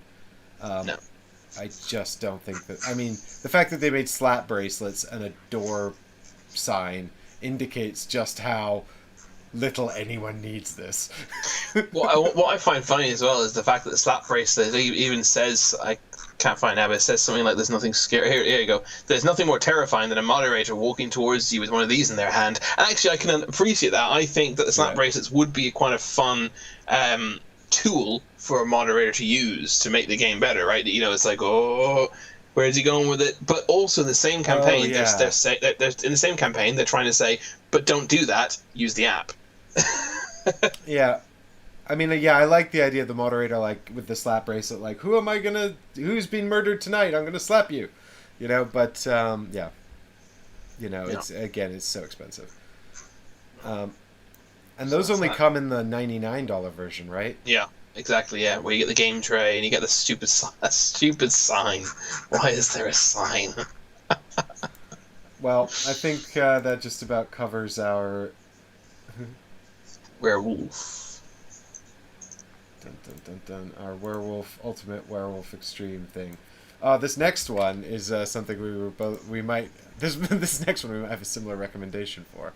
Yes, this one won't take long. I'm getting it up now. Bam!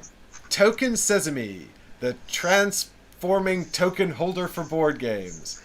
So this is a thing. It's basically this, and it turns into all different kinds of shapes, and it's modular, and it gets this messy piles and annoying things that are annoying to pick up. And it makes your life amazing. Look at all these pictures of it doing stuff. And hey, it's genuinely impressive how many configurations it can go into. It can look like a cake tower, what it's called. It can, it's just got genuinely good configuration. It is to assemble, and this won't get annoying. But yeah, all the various configurations are cool. It has nice artwork. You can get different artworks on it. You can buy additional artworks. We got Everdell, we got Sagrada, we got all sorts of things there. There isn't one enormous stumbling block, however. It's the same price as Ultimate Werewolf Extreme. Yes!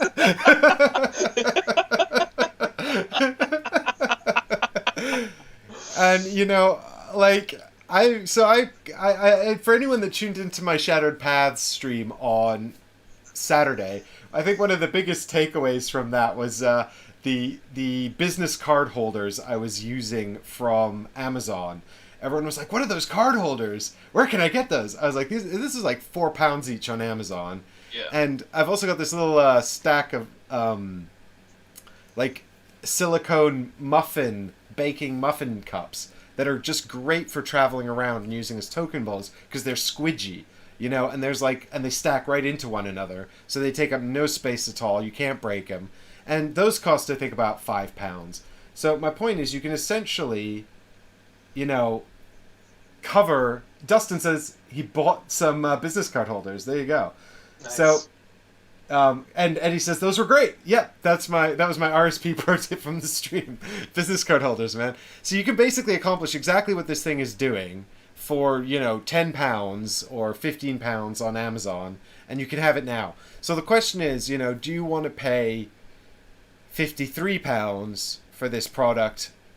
I guess it depends how sensitive you are to aesthetics. Well, although I think the extra thing to get, I think you get one artwork thing for free with it, don't you? Or included rather than for free. What is this £104 version? Oh, it's just two of it. What you can also do is, for how much is it? 50 how much? £53 or $69. So for £53, you could also buy 26, and have £1 left over. You could buy 26 goo desserts from Sainsbury's. You'll have 26 delicious desserts, and you'll also have 52 glass token holders. And £1 left over. I'm trying to remember how they spelled goo. Is it G-U? G-U umlaut. Yeah, that's right. Because it depends. They go on various sales, but at the moment on Amazon you can get cheesecake, chocolate and vanilla cheesecake, or key lime pie, or lemon cheesecake, or salted caramel, all for £2. So you can have a lovely assortment of desserts there. This is for those of you that have no idea what a goo dessert is. I don't know if this is a British thing, but they're basically these little cakeys that come in these glass ramekins. Glass ramekins, exactly, with these foil tops. And you peel the top off, you eat the thing, and then afterwards you've got a nice little bowl. And you can put your salt and pepper in that if you're cooking, or you can keep them on your table and use them for tokens like crystals. I have about 20 of these, and I use them as component trays. They're perfect. They're absolutely perfect, and that is why I will not be backing Token Sesame for £53, and it's why you shouldn't either. Because you can get £50 worth of dessert. Yeah, look, includes no dessert. Yeah. Sorry, Token Sesame. Get out of here, Token Sesame. All right, moving on. Next one. Brought to you by Box King, by the way. Right, what's next? Something that... Why is this not working? It's Glen More. Oh, yes. But I can't find the Kickstarter. It's because you're spelling it GLEMM. It's NM. Did I type? Oh no, I said NM. I have. Oh, did you? Oh, I assumed you were typing it wrong. It's Roman numerals. It's because it's numerals. 2 words, apparently. Oh, I assumed you were spelling it wrong because you also spelt it wrong in the in our notes. Oh yeah, I did spell it wrong in the notes. No, apparently it's 2 words. Glen More 2 Highland Games. Yeah. So this is an expansion for Glen More 2. Yes, which I don't know if you have anything to say about this. I only wanted to mention this kind of as an informative thing. I haven't played Glen More 2 Chronicles, so I can't really comment on the quality or how exciting this expansion is. But it is here if Glen More 2 is something that you enjoy. And I think this is a way of getting Glen More 2 again, isn't it? Again, the original base game. I understand. Yeah, so I don't have a lot of experience with Glen More 2 either. So I heard it was well received. Very well received, I believe. And actually, what's interesting here is I'm looking at the designers of this expansion set, and you've got Rudiger Dorn, who's amazing. He designed Istanbul. He designed Las Vegas. He designed Luxor as well. Okay. Also listed is Johnny Pack, who I believe is the designer of Carson City and Coloma. No, Hangtown, Coloma, and Sierra West. I actually am supposed to do a review of Sierra West. I meant to do that. But Hangtown was really, really good, and Coloma's supposed to be good, which I believe it's just a fancier re-implementation of that. But you've also got Matthias Kramer here as well, who's worked on this, and he's the designer of Rococo. Yes. So, like, you've got... Well, he's one of the 3 designers of Rococo. And he designed Lancaster as well, I think. So you've got all of these great designers who've contributed to this expansion pack, which I'm now suddenly much more intrigued to read more about.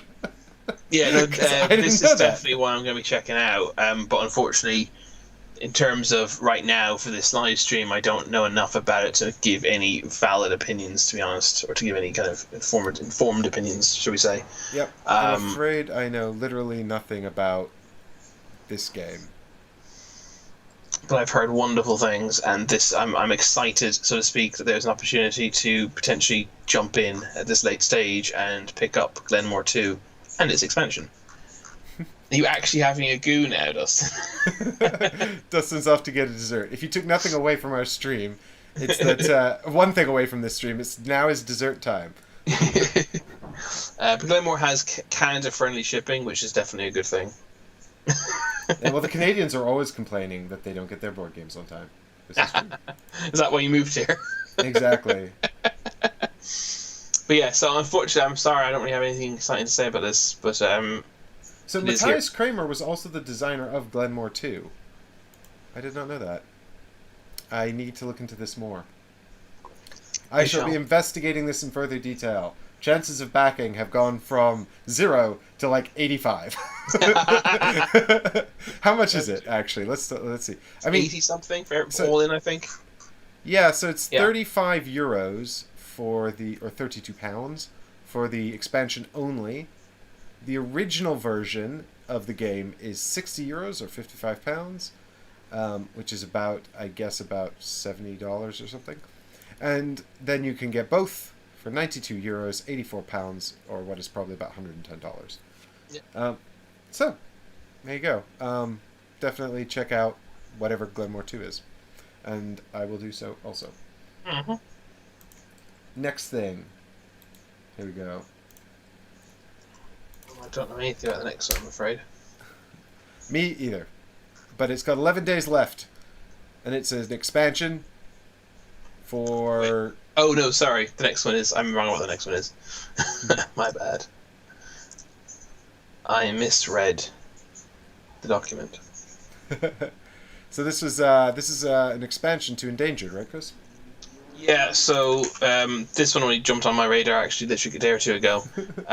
Sorry to stop you mid-strike there, but Haggers, that's a good point.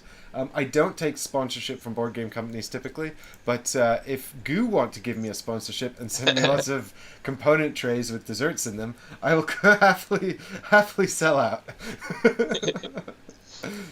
100%. I'll take the free goose. Yeah, exactly. Finally, I can pay my staff.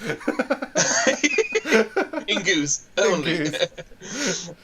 Yes, Endangered. Unfortunately, a bit like Glen More, it's come to my attention a bit too late. We've kind of saved these two games for last that we don't really know a whole lot about. But I know that this is basically an expansion which adds new animals that you can. In the original Endangered, it's an asymmetrical co-op game where you're basically trying to save an endangered animal from going extinct. Each game you pick one animal to try and save, so I guess that gives the game replayability. I assume the animals play differently, and this expansion adds several new animals which you can try to save instead. Thematically, it definitely appeals to me. It's got adorable little meeples for all the animals. So unfortunately, again, though, I don't really know a whole lot about this. I know that you're trying to basically upkeep the you're trying to keep the keep the animals, keep the population of the animals up and keep them safe from various threats that from various Matt Leacock style bad stuff happens at the end of the turn threats. Whilst at the same time you're trying to secure investment and funding and buy-in from different governments and various worldwide bodies. So it sounds quite thematically deep, and I very much like the sound of it, and I will intend to look in further and potentially back it. Do you know anything about it, Mike? Not really. No, I'm afraid Endangered's not really a game that's come to my attention, so I'm sort of on the back foot here. But I like the wooden tapirs. Yeah, I like all the wooden things. I've put the actual. I know that in the How to Play section, it tells you very briefly. I didn't read the rule book. I'm not even sure if there is one available for it yet, or rather on the Kickstarter yet.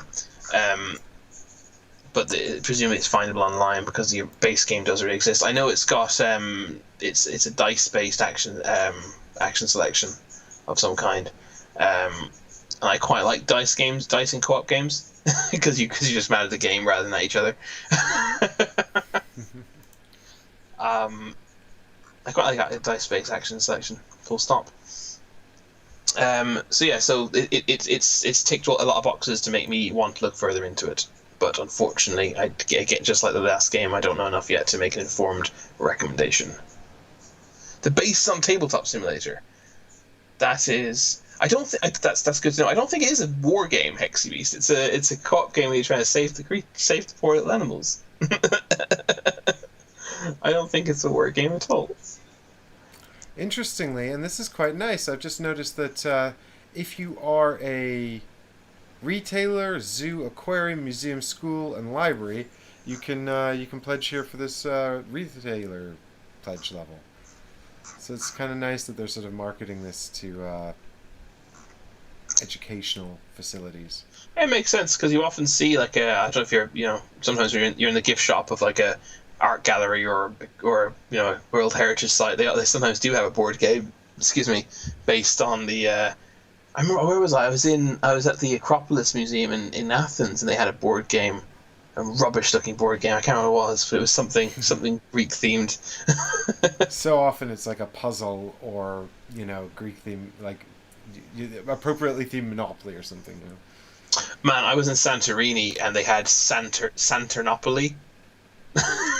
And you're like, why don't you have Santorini? But it wasn't even. That's what I couldn't believe. Why don't you have Santorini for sale here? But the Santopoli, whatever it was called, it wasn't even an officially licensed Monopoly with Santorini locations. It was like a really bad hack ripoff. It was I couldn't believe it. Well, actually, I should go photograph, which I have somewhere. Santopoli. Let's see if I can find online. Does it have a BGG page? It's not Santorini anymore. Santorini. There you go. No, I can't find it. But anyway. Well then, moving on That's from Endangered news. Oh snap! My browser seems to have had an upset. Hey, so this has got 14 days left on it. It's Northgard, Uncharted Lands. So this is this is a Viking exploration game. Essentially, the premise is that we've discovered a new continent or land or something somewhere called Northgard, and you are Vikings and you want to explore it and conquer it for yourselves. It's based on a video game, which I haven't played. I did look at it on Steam, and it looks like sort of it looks like a slower version of Age of Empires 2, or sort of a real-time strategy game, but with a more sort of civilization slant. But in this game, what you're doing is you're essentially it touts itself as a 4X game. So the exploration is handled by this deck of tiles here, which is a tile placement sort of game. You can explore and add these to the land on the board. It's got the exploit as you gather resources from the different regions on the tiles, and it's got, what are the other X's? Explore, expand. It's got expand as you build your buildings on the regions to gather stuff from them, and is it exterminate? Exterminate, yeah. Explore, expand, exploit, exterminate. And so if you hadn't figured that out, all these little guys here are from the different clans, and they'll be fighting to exterminate one another and keep all of Northgard's goods for themselves. I like the art style. It's quite twee, isn't cute. it? Yeah, twee is a good word for it, yeah. So this is the first one from Open Sesame Games, who are a new publisher, and they've backed 4 games. Let's see what they backed, and we will judge them. Mm-hmm. They backed Dead Reckoning, Shivers, Daimyo, and Ragnarok Star. These are all very new. So maybe they just did it quickly to try and buy some credit up. Yeah, exactly. Oh no, an excuse to buy board games. So the Warrior Edition pledge is €50 or £46, or you can get the War Chief Edition pledge for €70 or £64. So it's not all that expensive. I mean, relatively. Yeah, I mean it's like Sniper Elite was surprisingly cheap considering it had like those nice minis and stuff. I mean the minis in this are much simpler molds. So I think the price here is more in line with what I would expect. So I think the basic version doesn't have minis, it has standees. Oh. Then that's overpriced. I think. Am I correct? Oh, no, maybe I'm not correct. I got confused here by the expansion set, which seems to come with standees. They're monster standees. Is Warrior Edition the basic one? Yes, it is. Yes. Yeah, it has minis. It has lots of little risk-style minis. That's a decent price, I think, that €50 for all that. Yeah, that's okay. And you get all those, yeah, that's alright, yeah. My sort of, my understanding is that essentially the mechanism by which these 4 things are happening is deck building.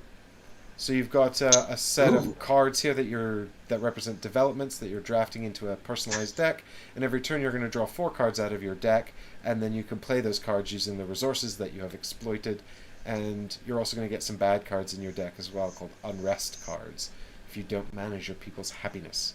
That's my sort of overview. That's about as far as I got with it. It's kind of like when you don't feed your people in various games, and you lose points. But this time you get bad stuff in your deck. I don't think it's fair, Dustin, to say this is a Kickstarter roast. The only one we properly roasted was the component tray, which, in fairness, has been massively successful. It would appear. Yeah, it's apparently we are. We're not stopping it. Yeah, exactly. Our opinions mean very little. I'm really into this one. I think it looks great. So I love deck building, though. I'm a sucker for deck building. My only concern with deck building is that it often doesn't feel like there's enough player interaction. It feels kind of like you're just working on a personal combo. And I think in this one you will be. You're exterminating, right? That's sort of my hope. Yeah, my hope is that the board, with the exploration and the combat, will circumvent a lack of player interaction. My reservation is that it's a first-time publisher. Yeah.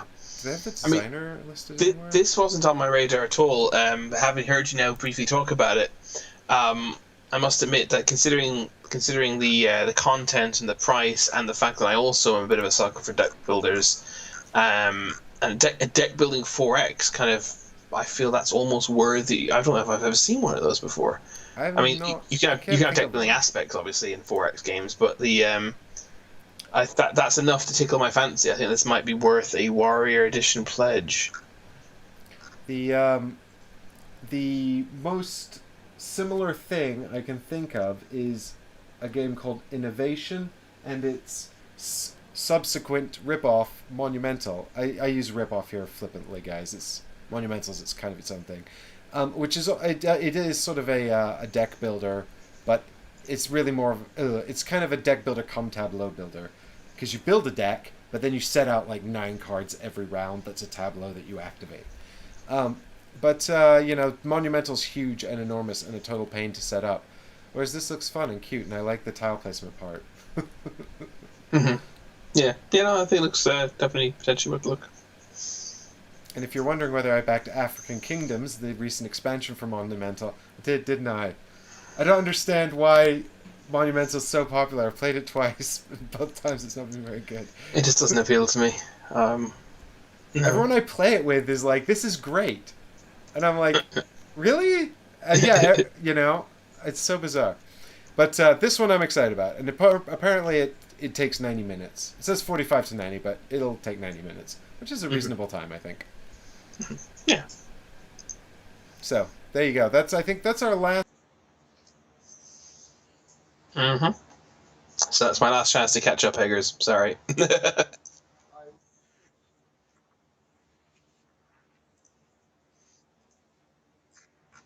Johnny Northgard.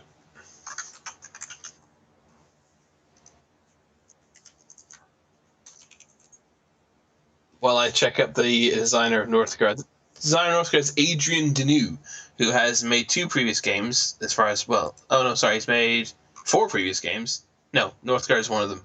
He's made Aliens in 2017, Moai in 2007, sorry, they're both 2007, my bad.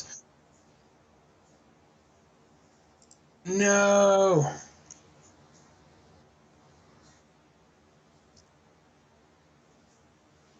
Okay, can you still hear me, guys, or is it just Mike, or is it everybody? I say everybody.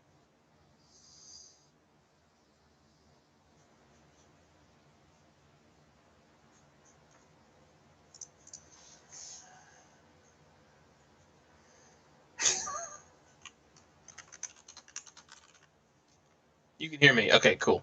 Mike is just going to fix the issue. His computer is doing something unfortunate. The designer is Adrian Deneau, who has previously done Aliens, Moai, and Scare It. I have not heard of any of those. So maybe Mike has. Looks like he's rage quit. Have you discovered the source of the problem, Mike? He has not.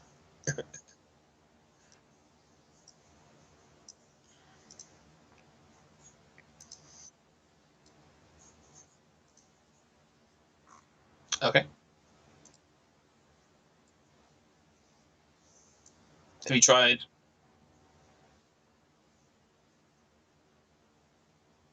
Is it just your inputs? You could try plug your input in and out.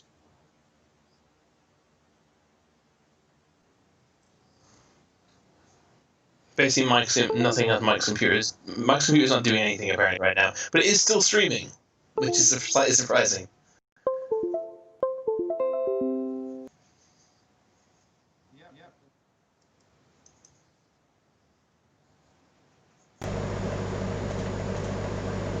Just pick a controller and chuck it across the room.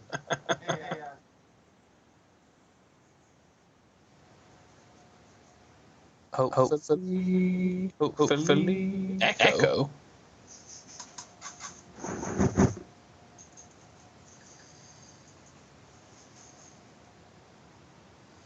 I just heard him do what I say.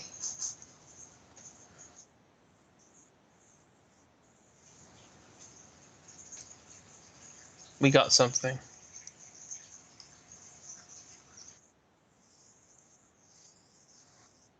No mic still. Yeah, they could always hear me though. But it's saying echo, so now I think I'm playing with an echo. Oh, okay.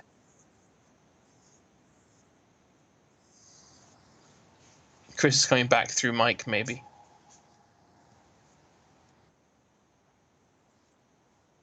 Well, the chat is behind. So maybe.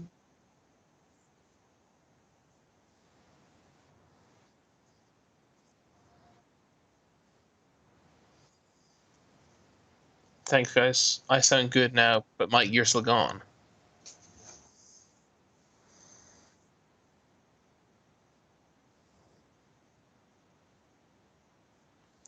Stream's going to go down for about 10 seconds, guys, and I'll be right back because Mike needs to restart the software.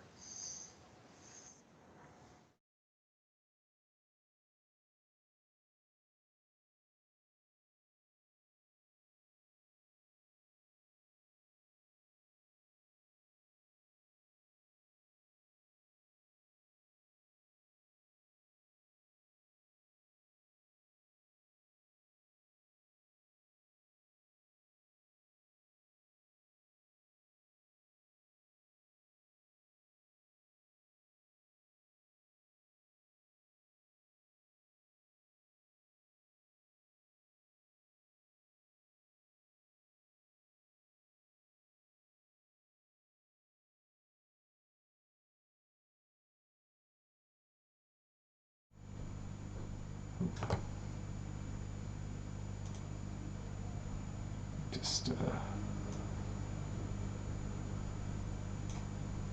waiting to see if I reappear on the stream itself. It says I am streaming to YouTube. Okay, guys. I hope you can hear me. I've had to change mic to a different mic, so I hope that this one's not totally terrible. I don't know what happened to my mic. It just decided to stop connecting with the computer. Yes, sound. Okay, well that's good. I'll bring back Chris, and we can press on with what little stream we had left. I can only assume that just cut to black while I was doing that. I don't really know. Oh, did it leave that up? Oh, great. Oh my god, it's like so professional, you guys. Sponsor my Patreon. Okay.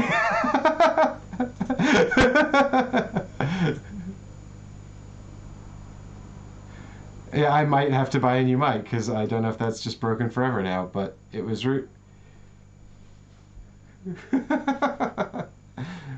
Indeed. Oh, speaking of which, nope. Are you just talking to nobody as far as they're concerned? Yep. It's a total debacle. Now you're back. Hey, Chris is back, everybody. That's cool. So everyone thought you were going crazy when you were talking to me just now. This is correct. And everyone missed my wonderful joke where I said if Mike gets a new mic, I want a new mic. I'm stuck with this guy. But it's funny because he was talking about a replacement of me. Oh, Mike version 2.0. And hello, Ty. Thank you for checking in. So we've got a few more bits and pieces to talk about real quickly before we wrap this up. And here is the thing. So this is Hogs of War the Miniatures game. We mentioned it briefly on our Hogs of War live stream, but this is coming to Kickstarter soon, right? Yes. So just to explain, we're segueing in now into upcoming Kickstarters that we're excited about, rather than Kickstarters that are currently live. This is true. And this is the first one, Hogs of War. I'm excited to see what this one's about. For those who don't know, we actually did a stream of the Hogs of War PlayStation 1 game recently. It's still good fun, even after all these years. This game makes a bold claim to be a Warhammer Light / X-Wing game. So actually, Ty, it'll be up your alley, potentially. Warhammer Light. That's a bold claim. So we'll see. But I think unless when this comes to Kickstarter, unless the Kickstarter page is an absolute disaster, I think this will probably be a back for me. Yeah, I have no idea about this one at all. I think they've made a bold claim. They've also based it on a video game that hasn't come out yet, and they've only done one other game, which I think is still on its way to backers. So yeah, well, Tig, this is based on the Hogs of War Reheated, which is the new Hogs of War video game that is supposed to have come out now, but hasn't yet. So, I think we joked on the Hogs of War stream that if this comes out, the miniatures game comes out before that game, they will have announced the video game first, released 2 board games before releasing the video game. So yes. It's somewhat delayed, I think. Yeah, because these guys have successfully already done a card game, which is actually shipping to backers at the moment, I believe. This miniatures game's a follow-up, essentially. 1 to 4 players. Takes 90 minutes, apparently. Well, there you go. So that's Hogs of War. What's the other thing we've got here? But I am very excited about it. Okay. Hopefully it'll be good. The other one, we had upcoming ones, I think was... there's 2 more. Hamburg, I think, is the next one, isn't it? Yeah, so I thought... I was just checking my link for this. I'm afraid it's just a Board Game Geek news article. But this is the new City Collection, which is going to look a bit like this. And it's from Queen Games, who have mixed Kickstarter reputation. But this is the Stefan Feld collection, so...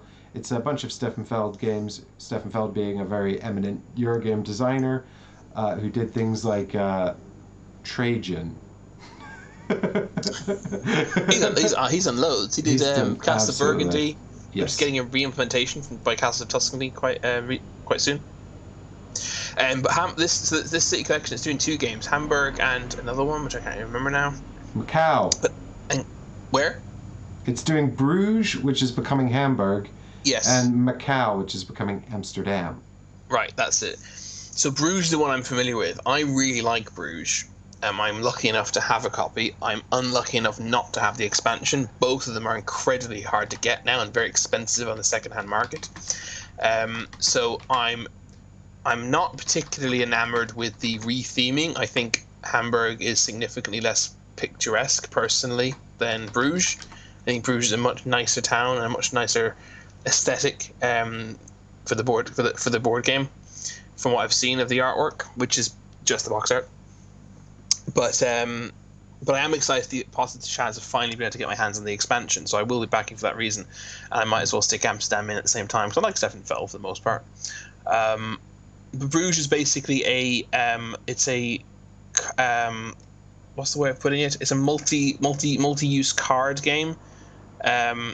Where you're is there a term for that? Where your cards, all your actions come from cards. There are 5 different actions in the game, and you always spend a card to do the action. All cards can do all 5 actions. Multi-use card thing. That's about the best I got. Perfect. Okay, it's a multi-use card thing, as I said. Yes, you're building the canals of Bruges. You're paying for influence from the city. You're building houses. You're recruiting people to live in those houses who give you asymmetrical player powers.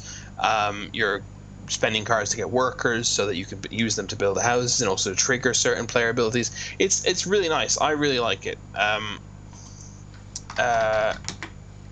actually been playing it a little bit on Uncharted recently with friends. But I also had the physical edition, as I said, which I enjoy.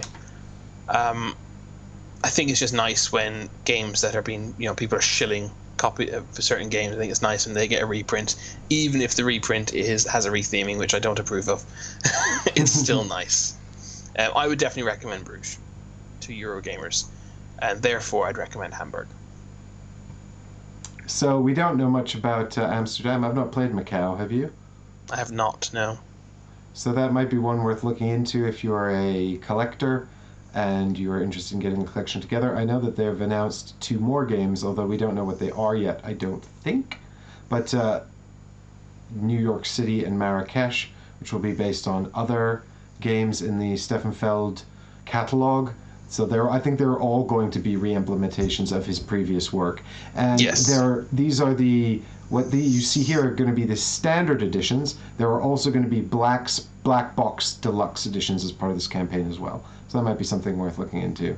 But that's all we got on that for now. Moving on to the next thing. Dustin, we are not going to cover Vampire the Masquerade Rivals because we have already been streaming for 2 hours. But if you like this content and have found it valuable and want more, let me know in the comments down below. And Chris and I will see what we can do. We were thinking about maybe taking this up as a monthly thing if people like it.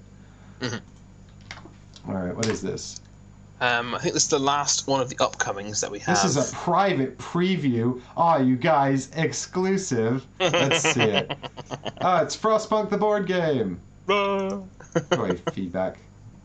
So this is based on the video game, and it's designed by Adam Kwapinski, who is the designer of Nemesis and others.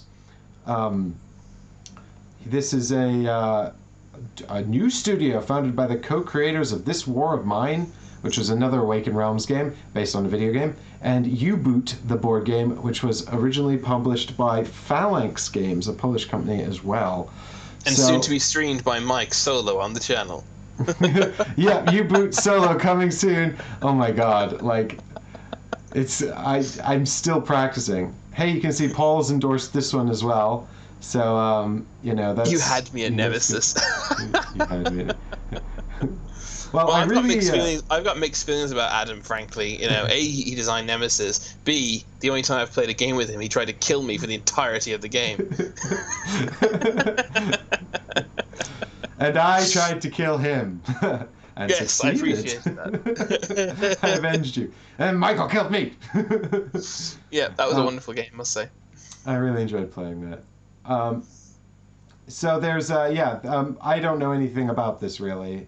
There's actually a lot more information here since I last looked at it, so I might take a look into this and see what's going on. But I haven't played the video game either. All I know is that you're managing sort of like the last city in the nuclear winter apocalypse, and basically hoarding heat is the most important thing. And essentially, from what I can tell, is the game almost always ends with you just running out of heat. So really, you're just trying to build the biggest city you possibly can before that happens. But I know. Christopher Odd's done a playthrough of it on his channel. I like using him for video game content, so I might check out some of his plays to see if it's a game that I would enjoy before looking at his Kickstarter. Although it's perfectly possible that if you don't like the video game, you would like the board game. So this is so the Glass Cannon Unplugged haven't created any other things, but as we know, they are the people. Yeah, I know actually Michael Orzon, and I know Jakob Winsniewski as well, and I'm sure I'm saying those wrong, but I recognize their names from the other companies. So this is, I think this is one to keep your eye on in the future. Mm-hmm. Definitely, yeah. Worth a check, worth a look when it goes live. And then that's by the time that goes. If we do make this a monthly thing, then we'll probably be covering that in our next video. It'll probably be live by then. Indeed.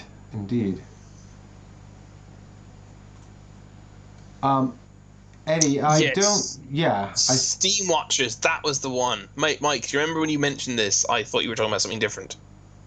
And It was Steam Watchers is what I thought you were talking about. Ah, interesting. Yeah, the video game predates Steam Watchers. Yeah, it does. I didn't back Steam Watch at the end. Me either. But I did consider it. I very strongly considered it. You can still late pledge to Steam Watchers if you want. No, don't say that to me, because I already made my decision months ago. Okay, you cannot pledge to Steam Watchers anymore. Except we both know you can. It looks distinctly different. This looks more like... No, you can't. The late pledge is closed. That's good for me. If you follow that link, it says it's only open to backers. Late pledge now. This project only accepts orders from backers at this time. Mm-hmm. Ooh. Well then, no more talking about Steam Watchers because you can't get it anymore. Eddie says, I almost backed it, but I'm still waiting on Solomon Kane. And Ren says, you must pledge more to catch up with me. Okay, fine. I'll back everything that we've talked about today. So I think we had a next section in here, but I think we might skip over it for time. Do you want to go straight to number 4? Do I want to talk about what before? Well, I was saying in our document here, I was suggesting we skip over 3 because of time and just go straight to number 4. Do you want to talk maybe about just these few bits? Well, 4 has been kind of axed a little bit because we were going to talk about a few recently funded Kickstarters that were still available to late pledge to, and one of those was Ankh, which actually is not available to late pledge to anymore. Mm-hmm. Well, yes, I think we followed the Ankh late pledge stream here. I'm really worried. So I keep putting in these searches, and I'm worried something's going to come out of my search history on Google that's like going to out me or something. I don't know what it could be, but suddenly. So yeah, there was the Ankh late pledge here on Simon's It's not going to website. be how to cut your own hair during lockdown. That's the one thing it's not going to be. Absolutely. But it says here at the bottom it's out of stock, so I don't think you can actually pledge for Ankh anymore. Yeah. So, Chris, you were contemplating pledging for Sea of Legends. Well, I have actually $1 back Sea of Legends, and it has a late pledge that appears to be open to everybody on GameFound. Which is basically it's a 1 to 5 player narrative driven open world game with pirates, and that sounds super fun. And that's why but I didn't have the time at the time to look into it. So what I did was I $1 backed it and then continued to not look into it. Because that's how Kickstarter works. So yeah, this is why I was saying this section was kind of getting axed, because Ankh is no longer available to late pledge, and Sea of Legends I still haven't sufficiently looked into. But the minis look really cool. The artwork looks awesome. It's a 1 to 5 player narrative-driven, open world pirate game. I'm kind of in based solely on that. I think I might just back this. Yeah, I think I've convinced myself in that brief time. Well, it can't be worse than the last pirate game I backed, which was Pirate Tales? God, what was it called? I played it like twice, and it was so difficult, and the line of sight rules were so annoying that I basically gave up on it. I'm trying to see who designed this. It's by Zach Weisman. I recognize that name. Does this company have any additional... Apparently I'm lying, because I don't recognize anything Zach Weisman's designed. I just thought I recognized the name. Ryan Shapples. He's a first-time designer, it would appear. He's apparently created something before. It was called Adorable Monsters. Oh, there are 29 different designers credited in Sea of Legends. That seems... Oh no, it's just that BGG's got like everyone who worked on the game in any capacity down as a designer, including artists. Triple L, you said, I thought that you meant Lost Ruins of Ankh at first and had a heart attack about it. Now, as far as I'm aware, that hasn't yet come to Kickstarter. So I think there's still plenty of time to get in on Lost Ruins. I can't spell Ankh. I don't think you've got it right either, but I'm not sure. So we can't look it up here on our page. There can't be 29 designers of this game, can there?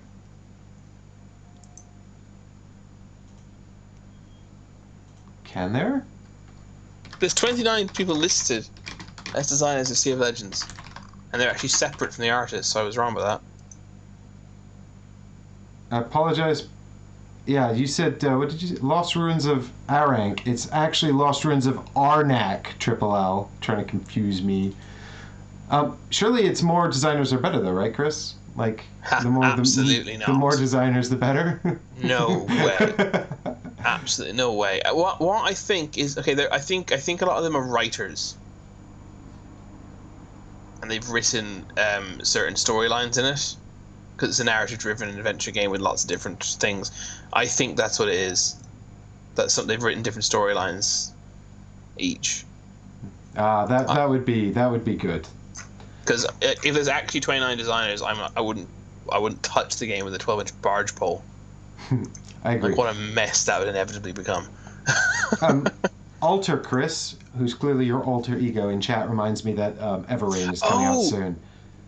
I did completely forget about that, but also I don't really think of it as a pirate game because it's of its strong supernatural theme. But it is a pirate game. You're absolutely. It is a pirate game, yeah. Everrain. We played that at Essen. I'm definitely excited to try out the full version of that game. Yeah. Lost Ruins of Arnak. Yes, I saw that recently. Is that not on Kickstarter yet, though? Is it? No, it's not on. It's not on Kickstarter yet, so maybe Lost Ruins of Arnak is something we'll talk about in a future one of these streams, because I'm quite interested in it too. Yeah, I'm super interested in it. Yeah, 100%. Cool. We'll definitely check that out. I have here, we had a section called Kickstarters that have just arrived that we've been playing and enjoying, but we didn't really fill it out with anything. But we have written Everdell. Chris just received the 2 new expansions for Everdell. Have you been enjoying them, Chris? I mean, I actually received them probably a couple months ago at this stage, but yeah, we've played it a few times during lockdown, and I really like it. It was actually my first time playing Everdell. I think it's really nice. I've played it maybe 3 or 4 times, and I've implemented one of the expansions already, and I really, really like it, and I'm excited to play it with more than 2. But even at 2, it works very well. It is funny that it is a card game, essentially, that is pretending to be a board game. No, there's worker placement, Chris. Oh, yeah, there is actually. Yeah, you're right. There is. Okay, fine. It could have been cards, though. Whatever. The tree is completely pointless, and I hate the fact that I have to take the tree apart and put it together every time, and it looks really like it keeps as careful as I am. Oh, but Chris, you've got Bellfaire expansion. Bellfaire expansion comes with a board to replace the tree. Yes, I know, but I want to use the tree now. I have it, but but I don't want to put it together and take it apart. Yeah, exactly. I understand your predicament. Yeah, I didn't want to pay for the wooden tree. I have not played Street Fighter. I have the wooden tree. Did you pledge Street Fighter? No, I did not. Oh, I thought you had. I didn't know. Neither of us have then. I'm generally very skeptical of beat 'em ups as board games. Here's another little. I did get the wooden tree, Tig, but Chris did not. Yeah. I think Richard got it as well, Tig, so you'll be able to play with it. It's fantastic. Chris doesn't know what he's missing. So, but what I was going to say was I quite like the Endines series by Level 99, and I quite liked the Street Masters board game, which is more like sort of a Streets of Rage style than a Street Fighter style. But generally speaking, I'm not sort of a big fan of beat 'em ups converted into board games, with the exception of the Endine series. I recently got the Kickstarter prototype for, I say recently, it was probably about a month and a half ago they sent it to me, for Knockout, the latest Awakened Realms Fair, which is a port of that kind of thing, and while there was a lot of stuff in it I really liked, ultimately I didn't think it came together as well as it could have. But that's not to say they won't fix it during development. Like I said, Awakened Realms are one of those companies that are quite good at improving things as part of the campaign and even afterwards.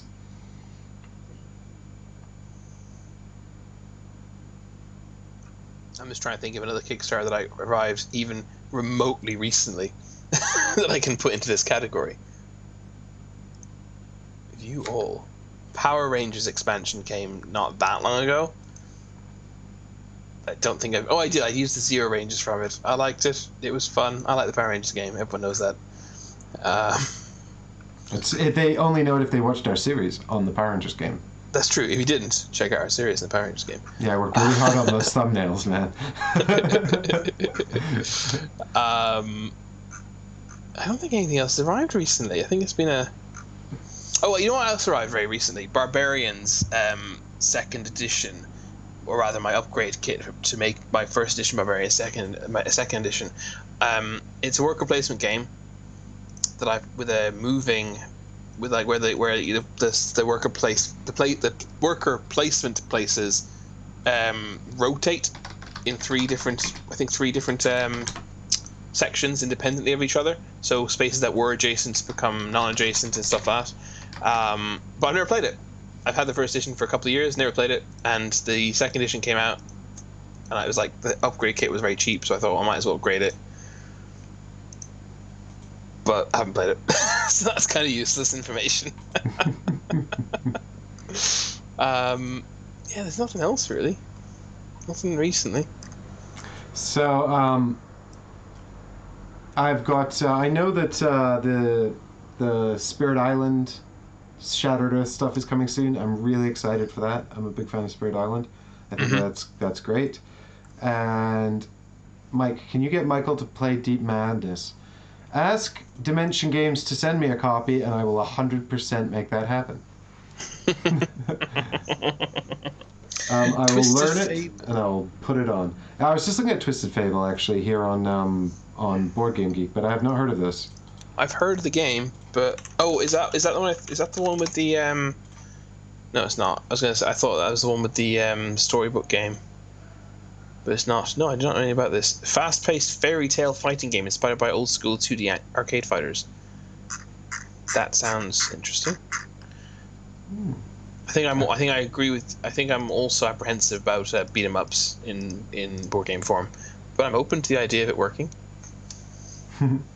Yeah, I mean, like I said, it's not that it's something that I inherently dislike. It's just something where I haven't yet found a board game iteration of it that I do like.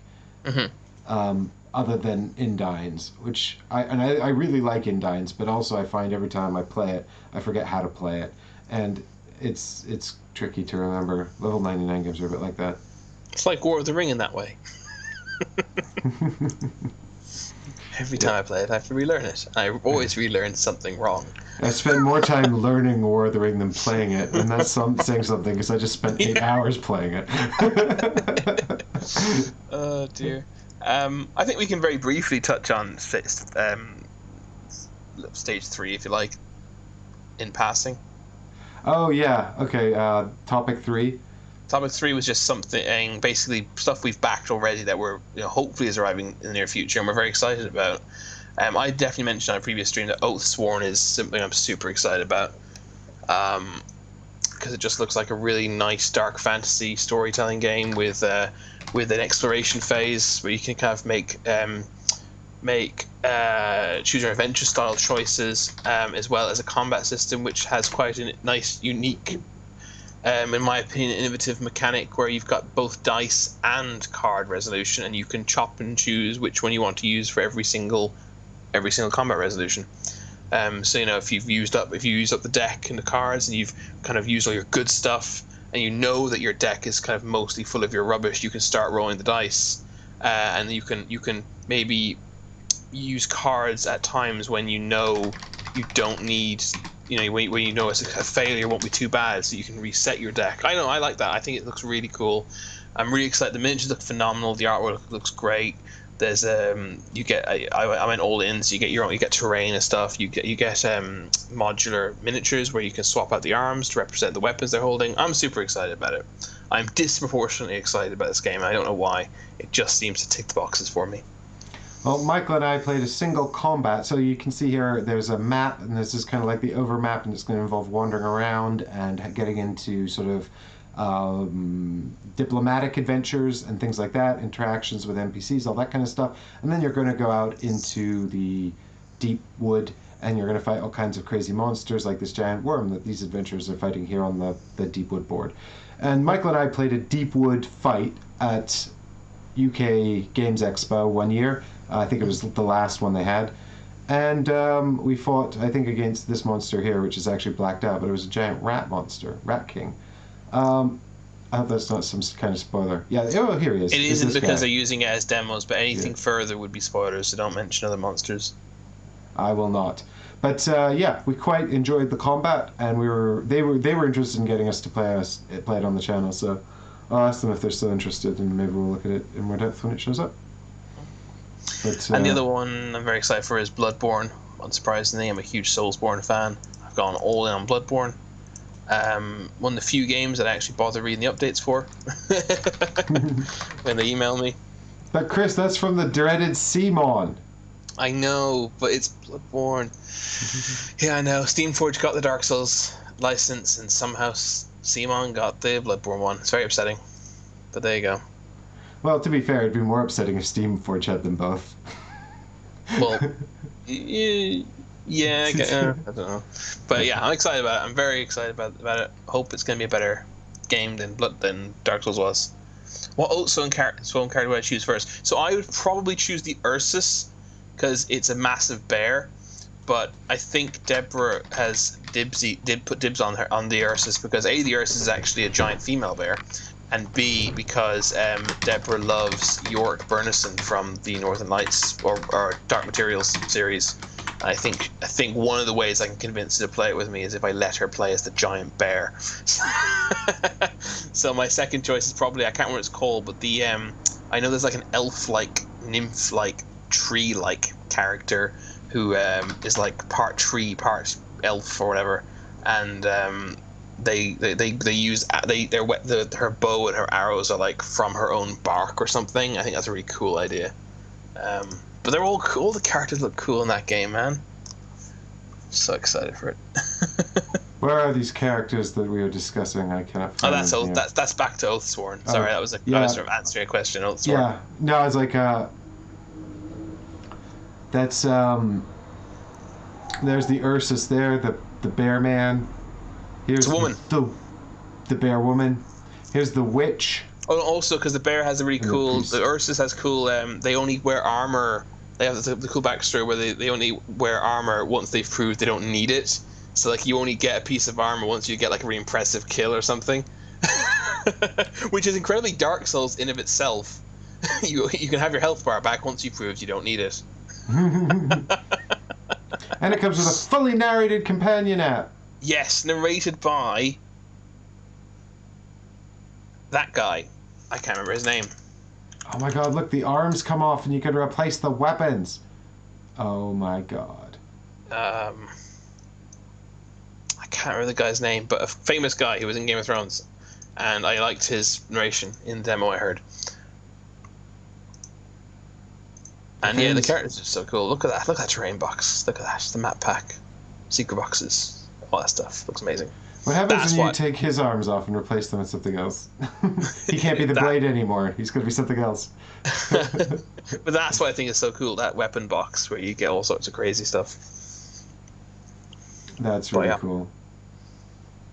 So yeah, those are the two ones I'm most excited about. And Quest, we've talked about Quest in depth already. I've already backed it. I'm a huge Avalon fan. I cannot wait to try Quest. So those are the three things that really got me excited at present. We got Paul Grogan covering Oathsworn here.